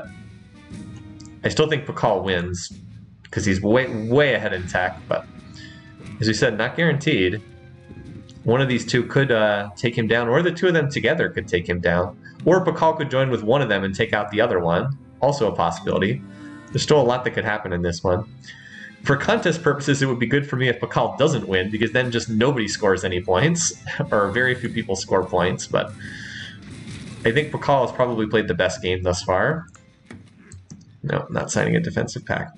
And we also have the question of who actually gets the kill. Oh boy, Pakal now popping the late golden age with the great person that he's finished Kremlin, and I think he's now going for rifles. So that will, yep, now he's going to pick up rifles. So that will remove his vulnerability, and he will almost certainly be at assembly line by the time that either of them's ready to attack him.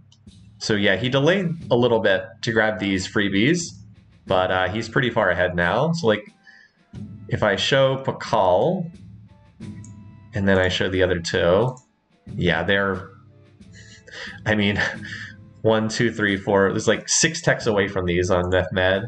Toku doing a little bit better, but pretty far behind in tech. Obviously, if Pakal gets factories, it's pretty much a victory for him. Even if he decides to go for a cultural victory, I think he still finishes before anyone else has a chance of launching a spaceship. He could also get a very early spaceship finish in this game because he's already like mid-industrial on turn 213. We could see a pre-turn 200 spaceship finish here, or we might see him go for culture. And we also have the question of who gets the kill credit.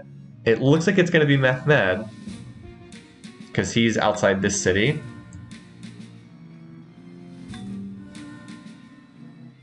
A lot of great people being born. But yeah, unless Toku slips down here and ninjas the city away at the last minute, which could happen, looks like Methmed is probably going to get it. That said, Toku's coming, well, could end up just being a coin flip. Oh, you know what the problem is? There's only 2 siege units in this stack, 1 cat, 1 trebuchet. So there's a decent odds that yeah, pretty decent odds that this goes to Toku, because he's got more siege here, I think. Methmed scoring kills on the guys who killed him the first 2 seasons. That's pretty funny. The revenge game from Methmed. Alright, well don't rush down here or anything, you guys. There's 1 city left. The AI is very methodical. It's very slow, but there is a certain finality to how it operates. Like, it will eventually grind down its opponents into the dust. It's not going to do it fast or flashy, but it will eliminate them. Nope, Toku got it, so he snuck out the kill for another point in our power rankings. Methmed just too slow, and of course Methmed doesn't get the city either, which could be important for scoring purposes later. And yeah, so like Toku jumped up to 2nd place there. Alright. And he did get most of the cities in this war. Only 2 cities were actually taken by Methmed, only Kambi-Sala and Evora. So pretty incompetent fighting by Methmed. Much better fighting by Toku. I don't know if he had more siege in his stack or what, but he didn't get it done for whatever reason. Even though he had knights and Methmed had cuirassiers, he still didn't get it done very well. Alright, so let's reveal the map, and let's update our spreadsheet. So, as predicted, J-Man was the next to go. That was obvious to see, because he had a religion no one else followed. So the kill goes to Tokugawa. I guess Methmed did already get 1 kill in this game. So Toku now has 2 kills in this game. And J-Man, game 1, and this is turn 218. So we still have quite a bit going on in this game as far as scoring purposes go. It's a pretty close race for 2nd place between Tokugawa and Methmed, and there's also the question of, will Pakal get wrapped up in a war with one of these two? Does Pakal want to chase after space? Does he want to go after culture? How does he want to play this? So still a fair amount to be determined. Let's advance like 5 turns here, get these guys out of war-making mode. All right, so he went into state property and free speech. Interesting. Note that he, did he manage to get the revolt in on the last turn of his golden age? It looks like he did. Oh, this is a nice capital here. I don't know why he's building Globe Theater, but it's a nice capital. Biology, yeah, you can just see from the text he's researching, he's pretty far ahead. Did he turn on the culture slider? Nope. I just thought it seemed like a little slow that it would take him 5 turns for medicine, but I guess it is kind of an expensive tech. Look at this city. Not the most useful conquest for, not the most useful city for poor Methmed. So Methmed did make it to rifling, just as Pakal's made it to rifling. Toku is not at rifling. Can we see the city culture in the victory screen? Well, if you're interested in like top 5 cities, this is the best place to see them is here. I'm not sure if that's what you meant or not. I'm building the national park. So, boy, the score is pretty close between the two of these. Pakal will not win by culture, though, unless he turns on the slider. All right, so just, again, advancing a couple turns to try to get... Somebody popped a Golden Age, Mehmed popped his second Golden Age. Yeah, these two are only separated by like 100 points. All right, so Mehmed is in a Golden Age. Let's look first at diplomacy. All right, so Pakal is pleased with both. I believe Pakal can declare war at pleased. Mehmed is pleased with Pakal. He's okay, these two are friendly, so these two will not fight. This is important. If there's any war right now, it will not be between Mehmed and Tokugawa. These two being friends, they will not attack each other.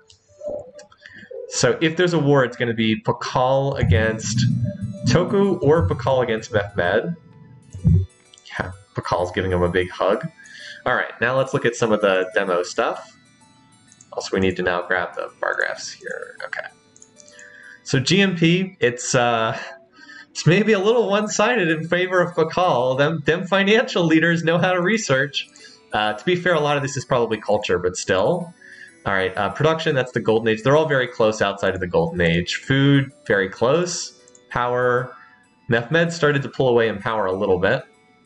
Pakal would be well advised to get to assembly line quickly. That would be his smartest.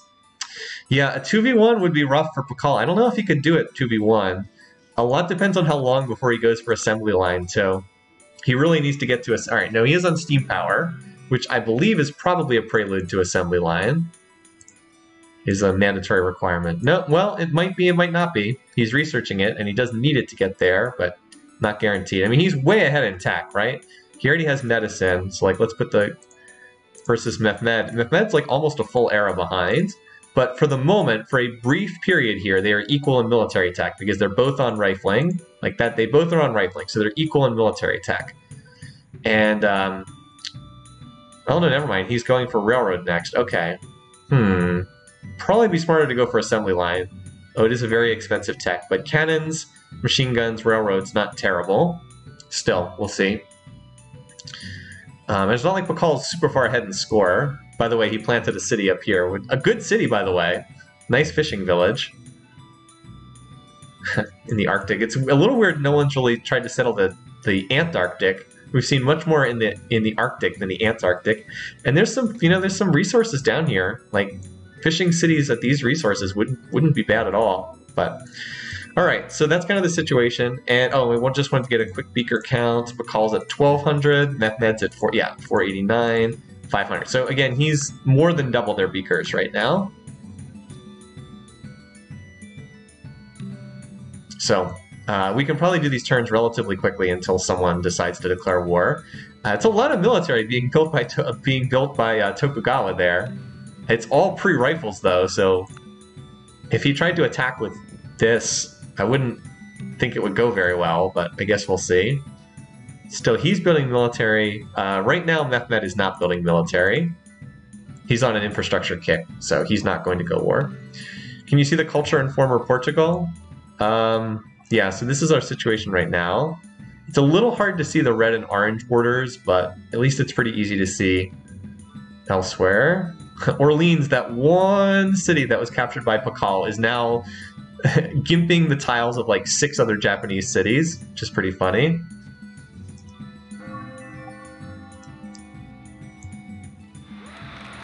Oh, wow, okay.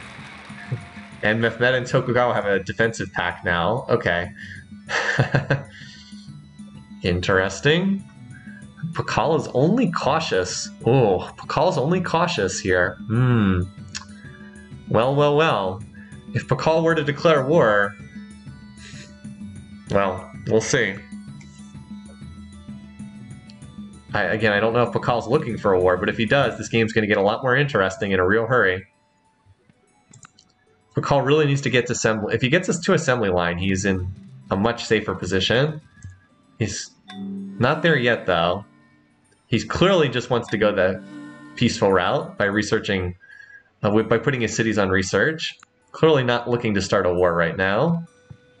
But that doesn't mean one of them won't start a war with him. I mean, Tokugawa doesn't even have education right now, and yet if the game ended right now, he would finish in 2nd place. He is ahead by 11 points on the scoreboard. That said, Mehmed, I don't know. It's just so close in terms of score. Like if this city wasn't eating up so many tiles, Toku would be much further ahead. He would be like decisively ahead, but he's not for right now. All right.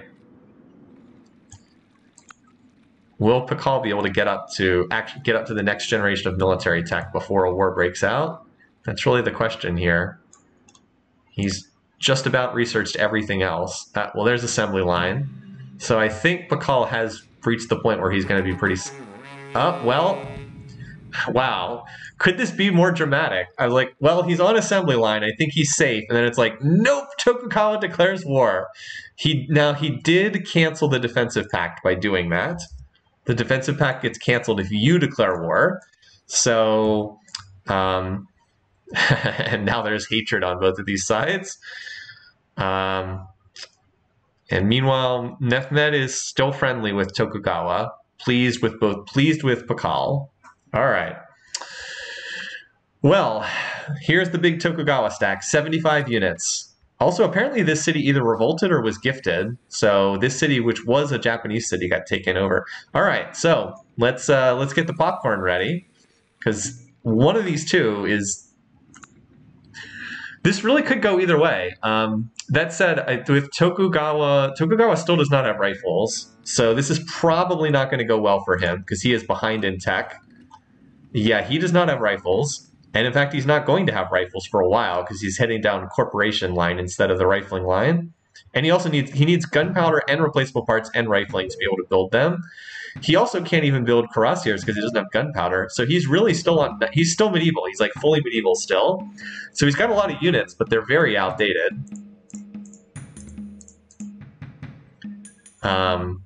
So yeah, and Pakal's about to build... As soon as he gets factories, he'll be able to upgrade everything to infantry, and I don't know. Knights are pretty good, but not against infantry, usually. They actually do okay against rifles in large numbers.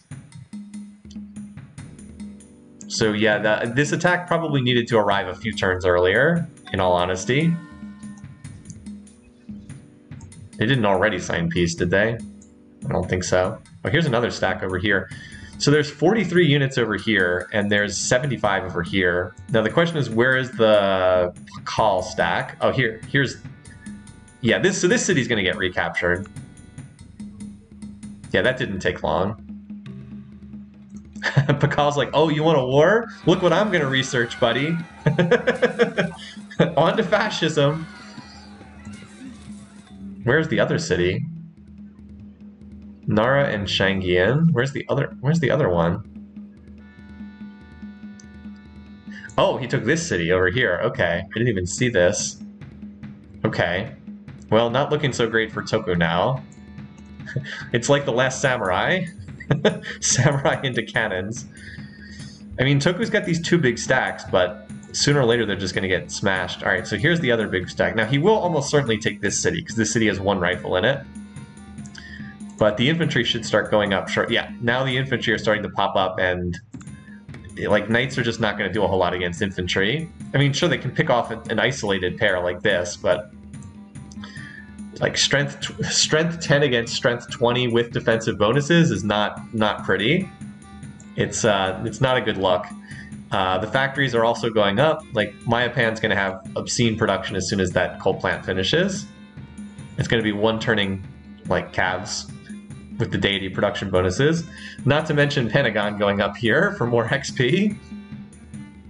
So I think it's just too late. Toku waited too long. He needed to make that move like 20 turns earlier if he was going to do it. So I think he just dies now. Civ4, if you fall behind in tech, is pretty brutal. Yeah, I mean, okay. So he's got the ironworks in here as well. Ironworks plus the factory coal plant. So he can one turn literally any unit he wants here. Should probably do...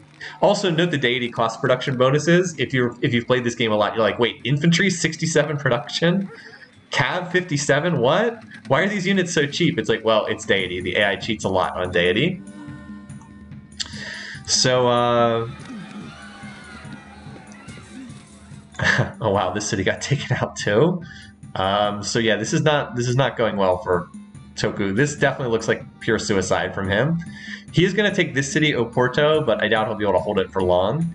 And where was his other stack? He had another... Here's his other stack here. This one's getting whittled down right now. Because he has like 2 offensive stacks.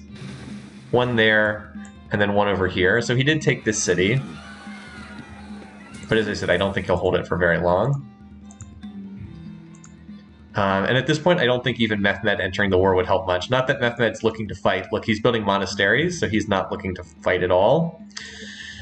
Alright, so we can pull up the war graph. Yeah, it's bad and it's only going to get worse. Yeah, not going well, is it?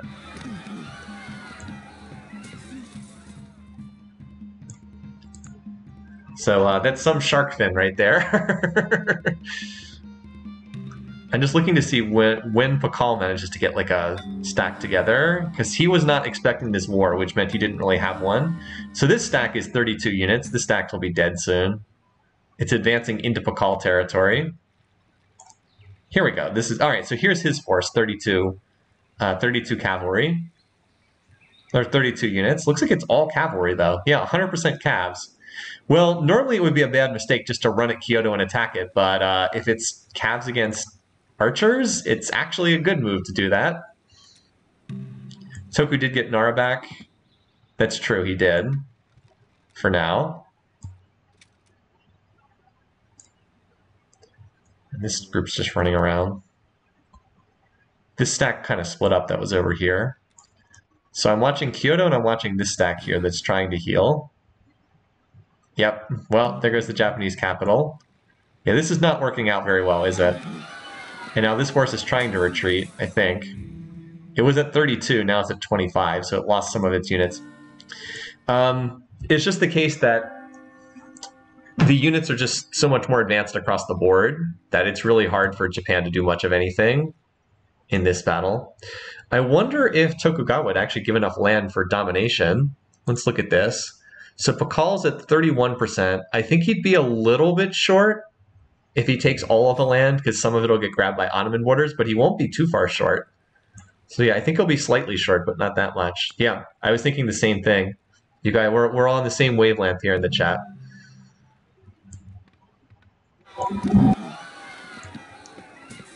So, I mean, again, some of these cities are getting taken, but I have to imagine a lot of knights are dying every time they take a city that's being held by infantry. So I don't think these trades are ones that can be maintained for very long. Let's just look at the... Yeah, this is not looking great. Japan's collapsing pretty quickly here. And Pakal's now one-turning unit. He's basically one-turning a unit out of every city every turn. He doesn't have that many cities, period, but as he rolls over more of Japan, he'll gain more production. Tokugawa is also one-turning units, but his units he's one-turning are war elephants. Oh, uh-oh. That's trouble. Pakal's on industrialism, which is the tank, which is what unlocks tanks. So we could have tank against longbow here. And he does have oil. I'm sure he has it somewhere. Let's see. He doesn't have it connected yet, but I'm sure he has oil somewhere in his territory. Oh, here it is. Well, he'd have to get a worker up there. But he does have oil there. He just has to connect it. We'll see if he does. So yeah, Pakal should be rolling over Toku here.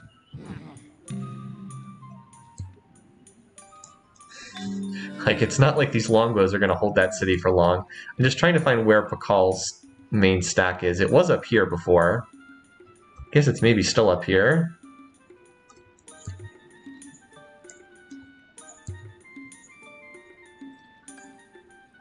Yeah, he's getting more units out, but I think that Pakal really was caught off guard by the war. I don't think he was expecting it, which is why he hasn't like moved more swiftly to capture more territory. It is funny that his only source of oil is up here in the tundra, and another source over here. Sushi, well, that's pointless because he's running state property right now. I wonder if Toku would be able to get peace. I don't think he'll be able to, but it's not inconceivable that he could get peace somehow, just because Pakal's not that warlike. All right. Apparently there's a Barb City down here. Wasn't really paying much attention to that. That's what Mehmed decided to send his 123 unit army over there. Well, Mehmed, he is down to only pleased with Tokugawa, so he could pile on potentially, or he could attack Bakal, but he's no longer friendly, which is kind of interesting. I think that's because of the religious. Oh, Tokugawa ended up going back to Christianity. I didn't even realize that. That's why they lost their shared faith bonus with one another. All right, here comes now Bakal's moving forward again. Survivor Game 1, the mediocre. Or he was moving forward. Oh, well, looks like Toku survives. I don't know why Bakal would sign peace, because he was about to conquer the whole... he was about to easily conquer Tokugawa, but he did sign peace. So Toku survives for the time being, but it seems unlikely Toku is much of a shot now. I wouldn't be surprised if Bakal declares war later either. Or if Mehmed does. Mehmed's way ahead of Tokugawa now. Way ahead. But it's true, Bakal is relatively pacifist. Mehmed, not so pacifist. As I said, I wouldn't be shocked if he tries to go to war. I don't see Tokugawa starting another war now. What are Bakal's best cultural cities? So according to this, Mutal, his first three, Mutal, Lakamba, Chichen Itza. So he has no chance to win by culture unless he turns the slider on. So we'll know right away if he does decide to go for culture, because he'd have to turn the slider on. Oh, hello. What's this? Is this Mehmed attacking, or is he moving through Bakal's territory? So he's not attacking. Well, that means he might be moving through the territory to go attack. I don't know. Just otherwise it's hard to see what he's doing with all these catapults. Well, we'll see where they're going. Decent chance they're going for Tokugawa, though. I'm like, what are these units doing?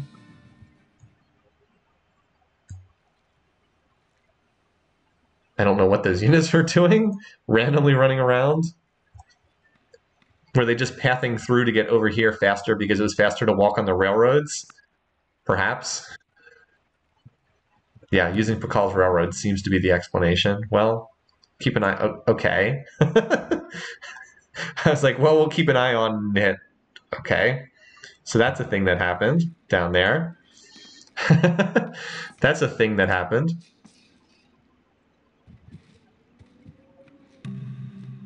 So Tokugawa is on liberalism. Meanwhile, Bakal just finished plastics. I would really like it if there was exactly one more war, because I think I have 10 for my prediction, and there's 9 right now. We also could potentially see United Nations, although I think the vote would just be split. I don't think anyone would have enough to get to the Diplo victory in the United Nations. Tokugawa is basically dead man walking if anyone goes after him. Oh, that's nice. Tanks being built. A couple tanks here and there. Bakal just wants to tech up the tanks and then come back to finish the job. Maybe. He's building a fair amount of tanks, more so than I would expect him to build if he just wanted to tech away peacefully here. We'll see, though.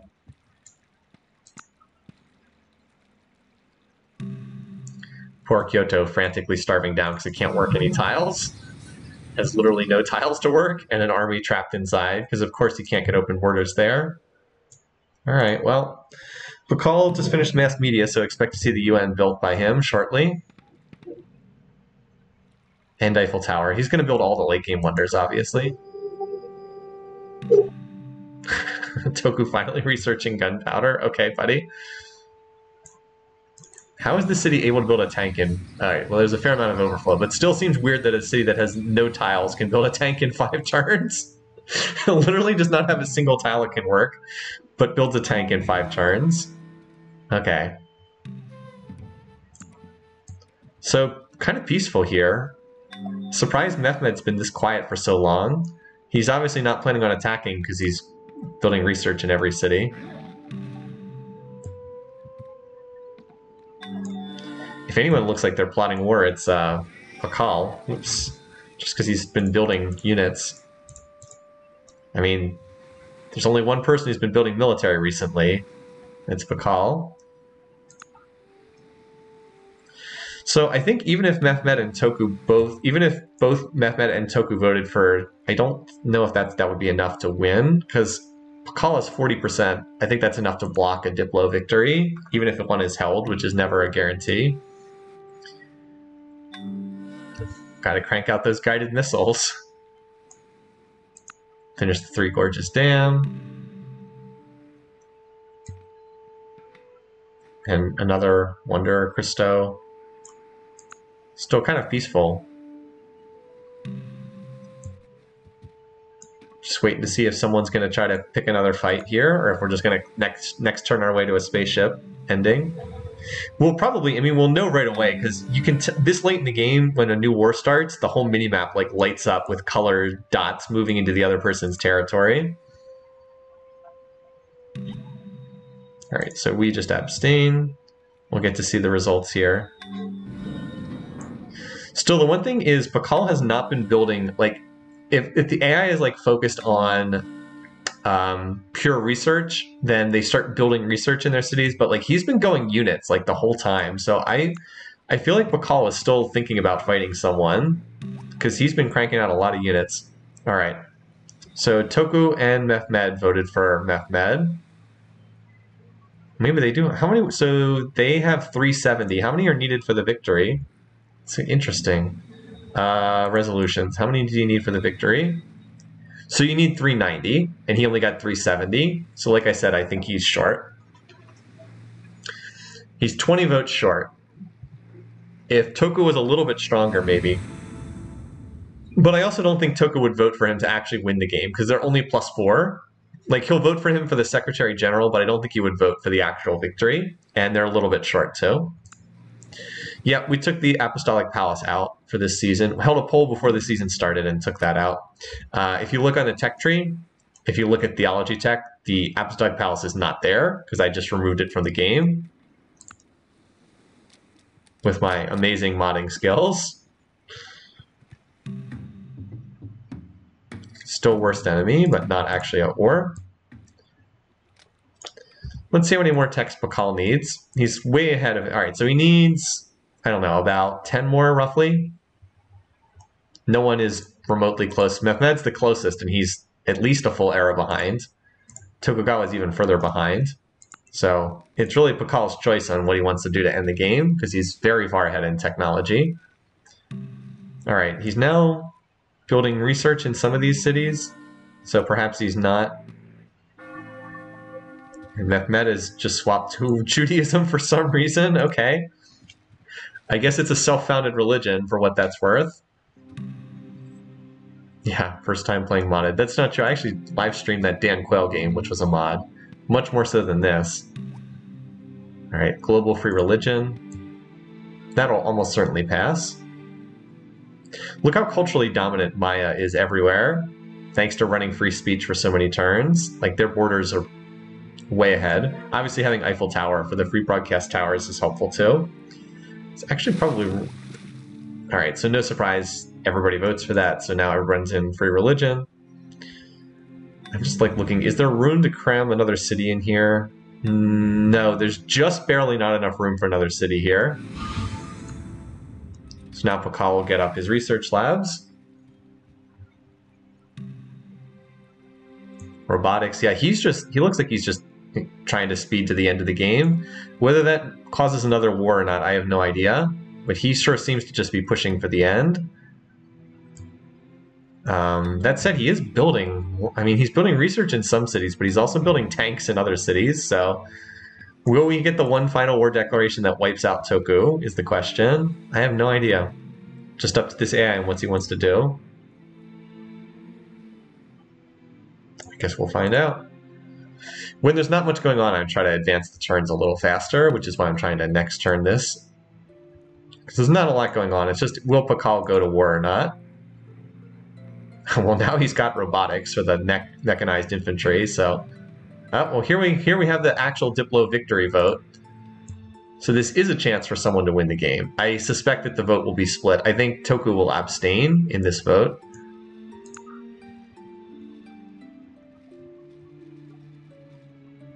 No, that defensive pact expired a while ago. Yeah.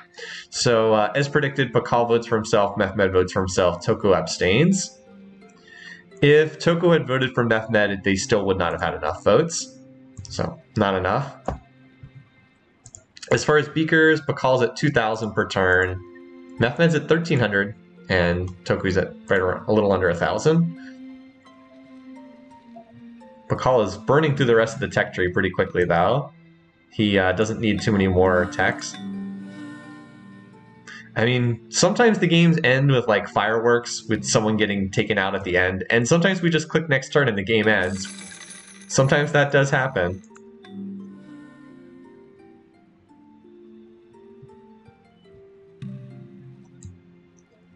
I thought Pakal was gonna wipe out Tokugawa with that earlier war, but he decided to sign peace instead. Should be building research labs right now. I'm building the Manhattan Project so he can nuke people. I guess he already finished the research labs. Once the AI has factories in every city, they just build things at an absurd pace on deity. They just one-turn everything. So fusion's the most expensive tech. Well, there's one legendary city. He has not been running the culture slider at all. So no surprise, universal suffrage goes through. Let's see how close the other cities... Okay, the other cities are not close. Chichen Itza is the closest. And it's 100 turns away, whereas he's maybe 25 turns away, if that, from a spaceship victory. Interestingly, he researched the most expensive techs early on. Oh, you know what? He hasn't... Why did he skip supercomputers? I forgot. I thought that the research lab, the labs were at computers, but they're actually at superconductors. He's making this harder on himself than he has to. Should research superconductors and get those labs. But he will, well, and there it is. That'll increase his research rate and speed up the spaceship construction. At least he gets the engines out of the way. Oh, and that's a timely late game golden age. 2,500 beakers. Yeah, he's looking pretty good here on the finish date. Toku's just, please leave me alone. Please don't come back and kill me so I can at least have a shot in the wildcard game. Pakal realized everyone voted for a spaceship and doesn't want to let us down. Right now, Mehmed's only cautious with Pakal. And Pakal is still annoyed with... These two are still annoyed with each other. Satellites. I don't know, maybe he's just not going to do anything. Maybe he's just going to next turn the game out as he builds the spaceship. Like I said, sometimes that happens. Like, as much as I'd like to see a cool, exciting ending, he is wasting his time with advanced flight, which is not a mandatory spaceship tech. You can skip this. So he needs 4 spaceship techs: laser, composites, ecology, and genetics. Actually, laser is optional too, isn't it? So he needs 3: composites, ecology, genetics. Only needs these 3. And then there's 3 that are optional. So is delaying his potential spaceship victory a little bit there. Note that there is still time for Mehmed to attack Pakal and then get wiped out, throwing the second place to Tokugawa. Yeah, I have 9 wars. I have 10 wars, don't I? And we're at 9 right now, so I would sure love to see one more war and score me some more points. I suspect a lot of people have 10 because it's a nice round number instead of 9. All right, turn 300. Sometimes the AI will launch its spaceship and then attack, which is really weird, but they do that a fair amount of the time for whatever reason. It's true, all 3 of these civs played decent games. I think Tokugawa played the weakest of these 3, which is reflected in him being where he is. All right, so laser, there's another non-mandatory spaceship tech. We'll call dragging this out. So if you have a later finish date, that's good for you. Dragging this out a little bit by researching non-mandatory techs. Yeah, he just needs composites and genetics, and that's it. Most common were 12 and 13. Okay.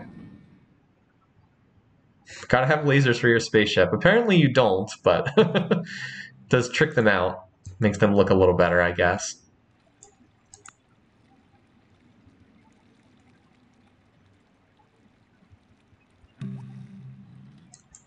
So Mehmed continuing to control the UN as the Secretary General. All right, on to composites.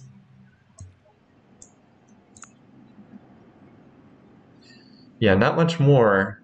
Pakal's basically finished the tech tree at this point. Will he go to war again? It's been an uneventful last 20 minutes or so. Up. We've got action, you guys. We've got action. We've got lots of action. You can see it on the mini-map.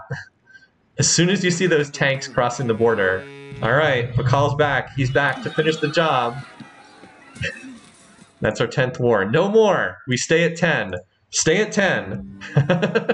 So I can salvage something out of my poor picks. Well, this is about as one-sided of a war as you'll ever see. I wonder if we see... So... yeah. Yeah, so it's like that. So does Tokugawa survive is the question. Does he survive to make it to the wildcard game? He's got... There's maybe 15 turns until the game ends. Unless Pakal decides to turn off spaceship and go culture at this point. Which I doubt would happen. I mean, if he did that, he's only probably 25 turns away from a cultural victory if he turns off. All right, so he already captured a couple cities on the first turn of the war. And he's got mechs everywhere and tanks, and he's up against rifles. So, yeah. He can pretty much just ignore city defenses at will and wipe everything out. Oh, and here comes the nukes, you guys. Yeah, the AI not afraid to drop nukes if they have the Manhattan Project. Launches a tactical nuke and it explodes. And there's another one. And another one. Just getting ready to fire off that barrage of nukes. Harris. Oh, the capital from... And wow, he's capturing cities at a pretty... No! No! What are you doing, Mehmed? No! My prediction of 10 wars. No! Why? Why? Why? What are you doing? Why? Why would you attack now? Oh, man, this game sometimes. Why does this contest work out like this so many times? You're like, so domination it is. Yeah, domination's in play now. Especially because of this. Look, Pakal research, he's on stealth. He did not go for genetics, he went for stealth. So that's going to delay his spaceship by another 4 turns. Oh man, why? Why? Why? Why?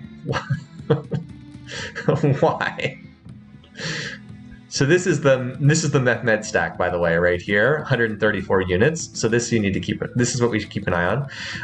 Mehmed still gets second. He's not going to lose enough score to change that. Oh, but here comes the nukes. Well, it's going to be quite a naval war off on the coast too. Stop the war against Tokugawa. Interesting. Not stop the war against Mehmed. How many units did Mehmed lose? Because wasn't there 134 units here? So where's Tour? I guess it's in former France. Jeez. Just blanketing the landscape in nukes. Stop. Yeah, I mean, if that, I don't think that'll go through, but maybe it does. If that goes through, then Pakal would attack Mehmed instead. Wow, that would certainly be a twist. Did Mehmed just lose like his entire stack? I guess it's too early to see. It would take another turn to show up in the bar graphs.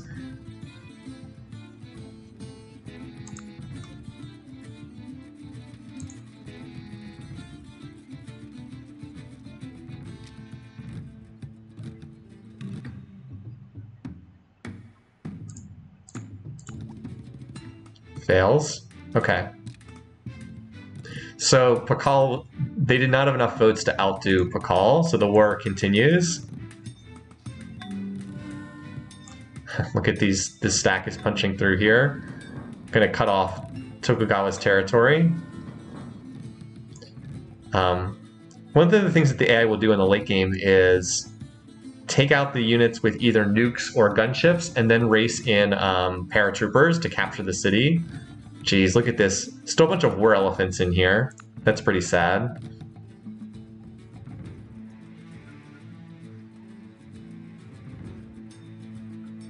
I don't even know where to look on the map.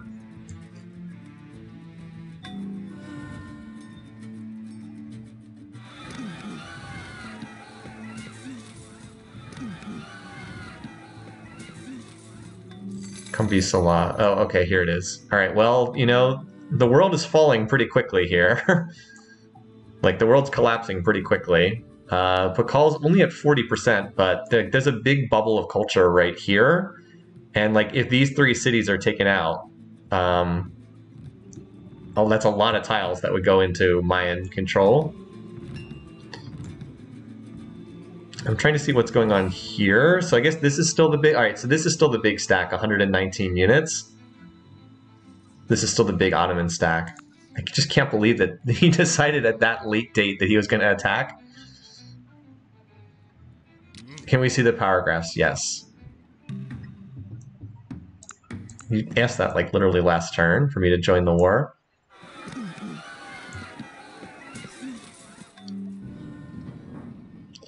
Yeah, these cities are collapsing pretty quickly over here. It's hard to keep track of. I don't know why Pakal is choosing to fight over here as like the main area he wants to fight in, but for whatever reason, that's where he's taking the most territory. Well, we got an exciting finish, that's true. So Pakal has lost very little. Tokugawa has lost most of what he had, and Mehmed hasn't really taken it on the chin yet, but he presumably will. This stack with 118 units should be able to take this. Maybe not. There's a lot of mechs in there. I don't know. Probably not. This city, I guess, is probably the next to fall. I keep skipping Angry Pakal, sorry. Well, that didn't City Coimbra didn't last very long. I mean, it's pretty easy when modern armor are attacking units that have like 14 strength. Wait, where's Wala? Oh, here. Jeez. I mean, he's taking like 3 cities a turn. He just took almost all of the border cities along the Ottoman border.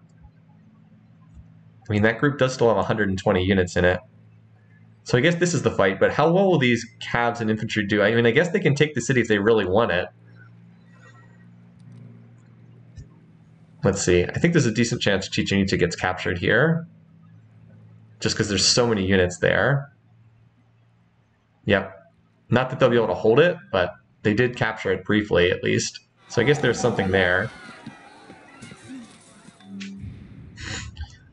Meanwhile, in come the ICBMs.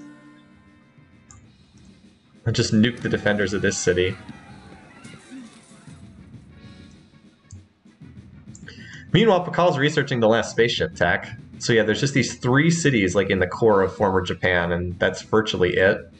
And then there's more Japanese territory like down at the South Pole for some reason. How many units lost? Well, it's a little hard to see because the stack got split up. There's about 55 units there and another 40 units there. So it looks like they lost 30-ish units to take the city, as a rough guess. It's a little hard to tell. Now that this is in enemy territory, though, the attack stacks of Pakal will prioritize taking it back. So I suspect that that'll get recaptured pretty quickly.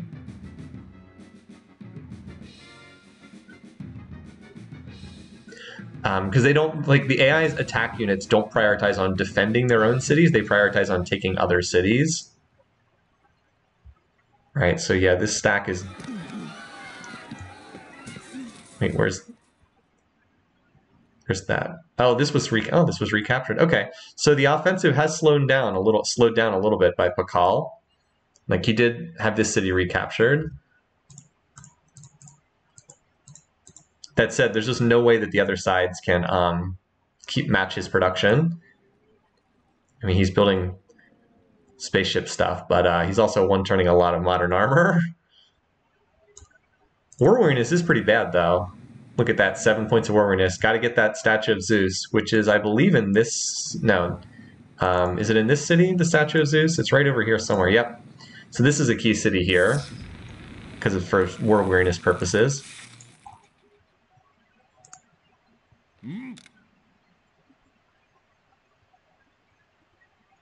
These cities are still holding out because, for whatever reason, this is not where Bakal's been sending his units.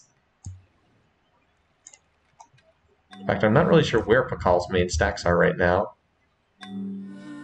He keeps nuking these cities, but... yeah, I don't know where the big Mayan stack is right now. Not exactly sure. They seem to be kind of spread out right now. This force of 50-ish cabs, though, I do not expect is too long for this world.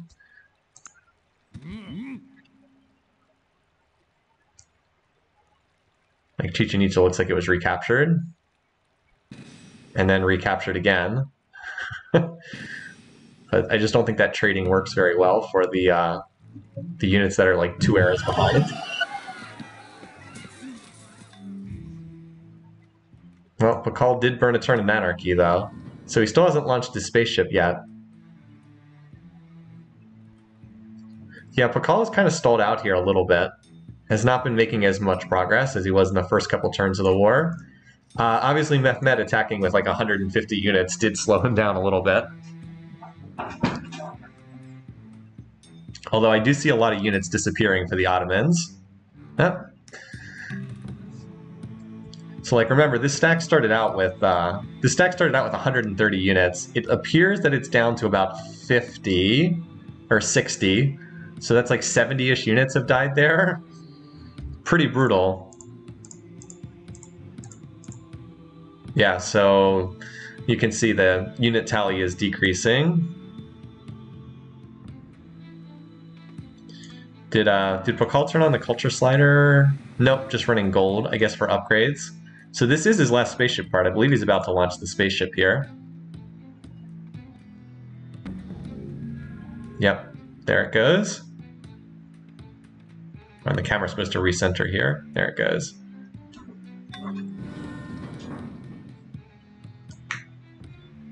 All right.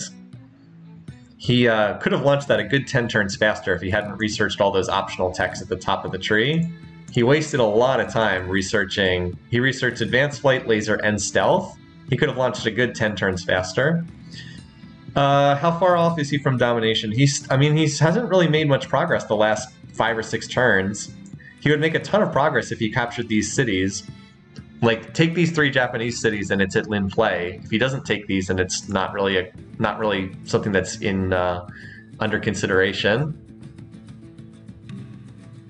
And like, he hasn't really been pushing units forward here for whatever reason. I don't know why, but he hasn't. And like I said, I think his main focus has been taking back this city. He's even been nuking it.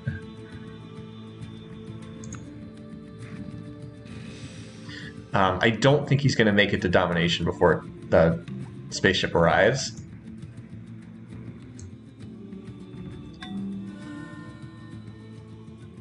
Because, like, I'm not seeing a lot of forces pushing. I guess Mehmed has gotten up to gunships too.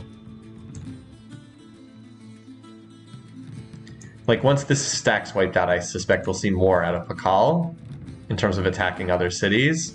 Yeah, so now that he's gotten that back, he's probably likely to go on the offensive again. So that big stack of Mehmed, like, slowed down the attack for a good 10 turns, and that's probably enough for spaceship to be our finish and not domination. But we'll see. Still a few more turns left. Not really sure why he's ignoring these Japanese cities. It does not appear that Mehmed's score will get knocked down low enough to be overtaken by Tokugawa, because Tokugawa is really quite low on the scoreboard. How many turns do we have left until the spaceship arrives? Where's this? One of these says how long until the spaceship arrives. Space race. Estimated arrival 1908. Okay, so 5 turns. Arrives in 5 turns.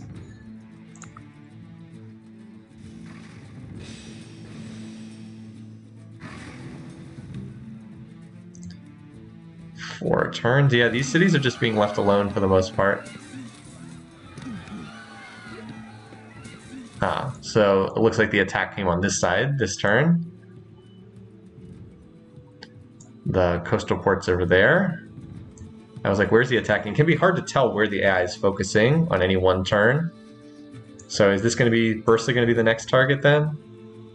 Because these units are going to have to go somewhere. Looks like it. But we're just about out of time here. And there's another force coming down here, I guess. That said, Mehmed, having reached infantry, he does not melt in an instant the way Tokugawa does.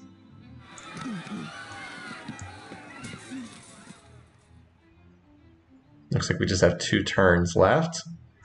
So Pakal is at 47%. Yeah, if he had, you know, if Mehmed hadn't attacked, he might have been able to get there. I don't know. He certainly would have gotten closer to, he might have had a chance to kill, probably would have killed Tokugawa if Mehmed didn't attack. But he did, so.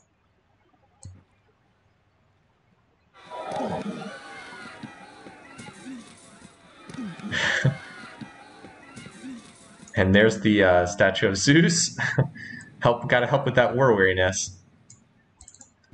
Probably dropped it by a huge amount. Yeah. All right, so I think that's that. I don't know if we're gonna see any more cities captured, but I'm pretty sure this is it. Big Bro Mehmed buying Tokugawa a ticket to the wild card. Yeah, something like that. So this should be it. Should be turn 328 spaceship victory. All right.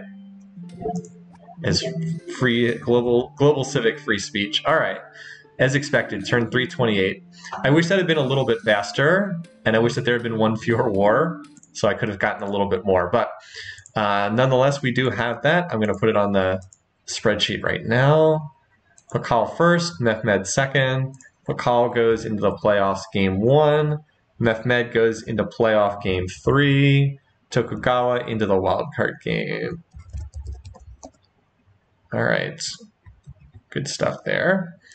Let's go ahead and look at the replay, and then we'll look at the scoring for this particular game. All right.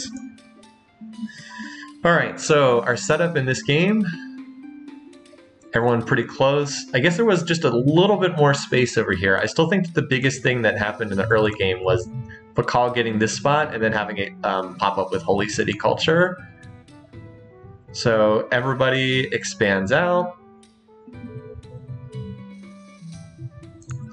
I mentioned it many times, but this city going to Portugal and not Mali, I think was also pretty significant. And for whatever reason, Mali never expanded beyond 5 cities, unlike what Japan and France did in expanding up there in the north.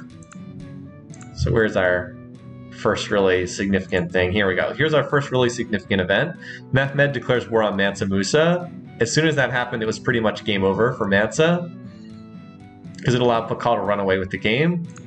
He needed to get more peace. Even Tokugawa declaring war on Pakal, bizarrely, was not enough to swing things. And then we had the really strange result of the war against de Gaulle, which results in him collapsing. But not before Mansa Musa gets taken out. So the two of them hop off the board. And hold on, let me stop here for a second. So we're left with 4, but only very temporarily, because Portugal rapidly goes off the map. Super obvious that Portugal would be the next to go. All right, taken over by the Ottomans and the Japanese. These couple cities that Maya got over here turned out to be pretty significant. Like, just got like these 3 random cities but they ended up not. They ended up holding their own, and it denied Tokugawa a lot of tiles over here because he had like 5 cities here, and most of them could only work like half their tiles. So then we had a long period of building. Not much going on until Tokugawa. Oh, and then we had that abortive war between the two of them. That Toku was losing very badly until Pakal inexplicably signed peace. He could have wiped out Tokugawa, but signed peace. Then we had the long period of building. That's right. And then the final endgame showdown. By the way, look at the borders getting snapped up because the culture was so much stronger for Pakal. It's like slowly eating away at Japan. And then eating away much faster because all those warring at the end. So in the end, Pakal does win the spaceship victory, albeit a little bit later than we thought. On turn 1908 was what? What was it, 328? Is that right? Correct me if I'm wrong, turn 328. All right, so that was our first game, 328, okay.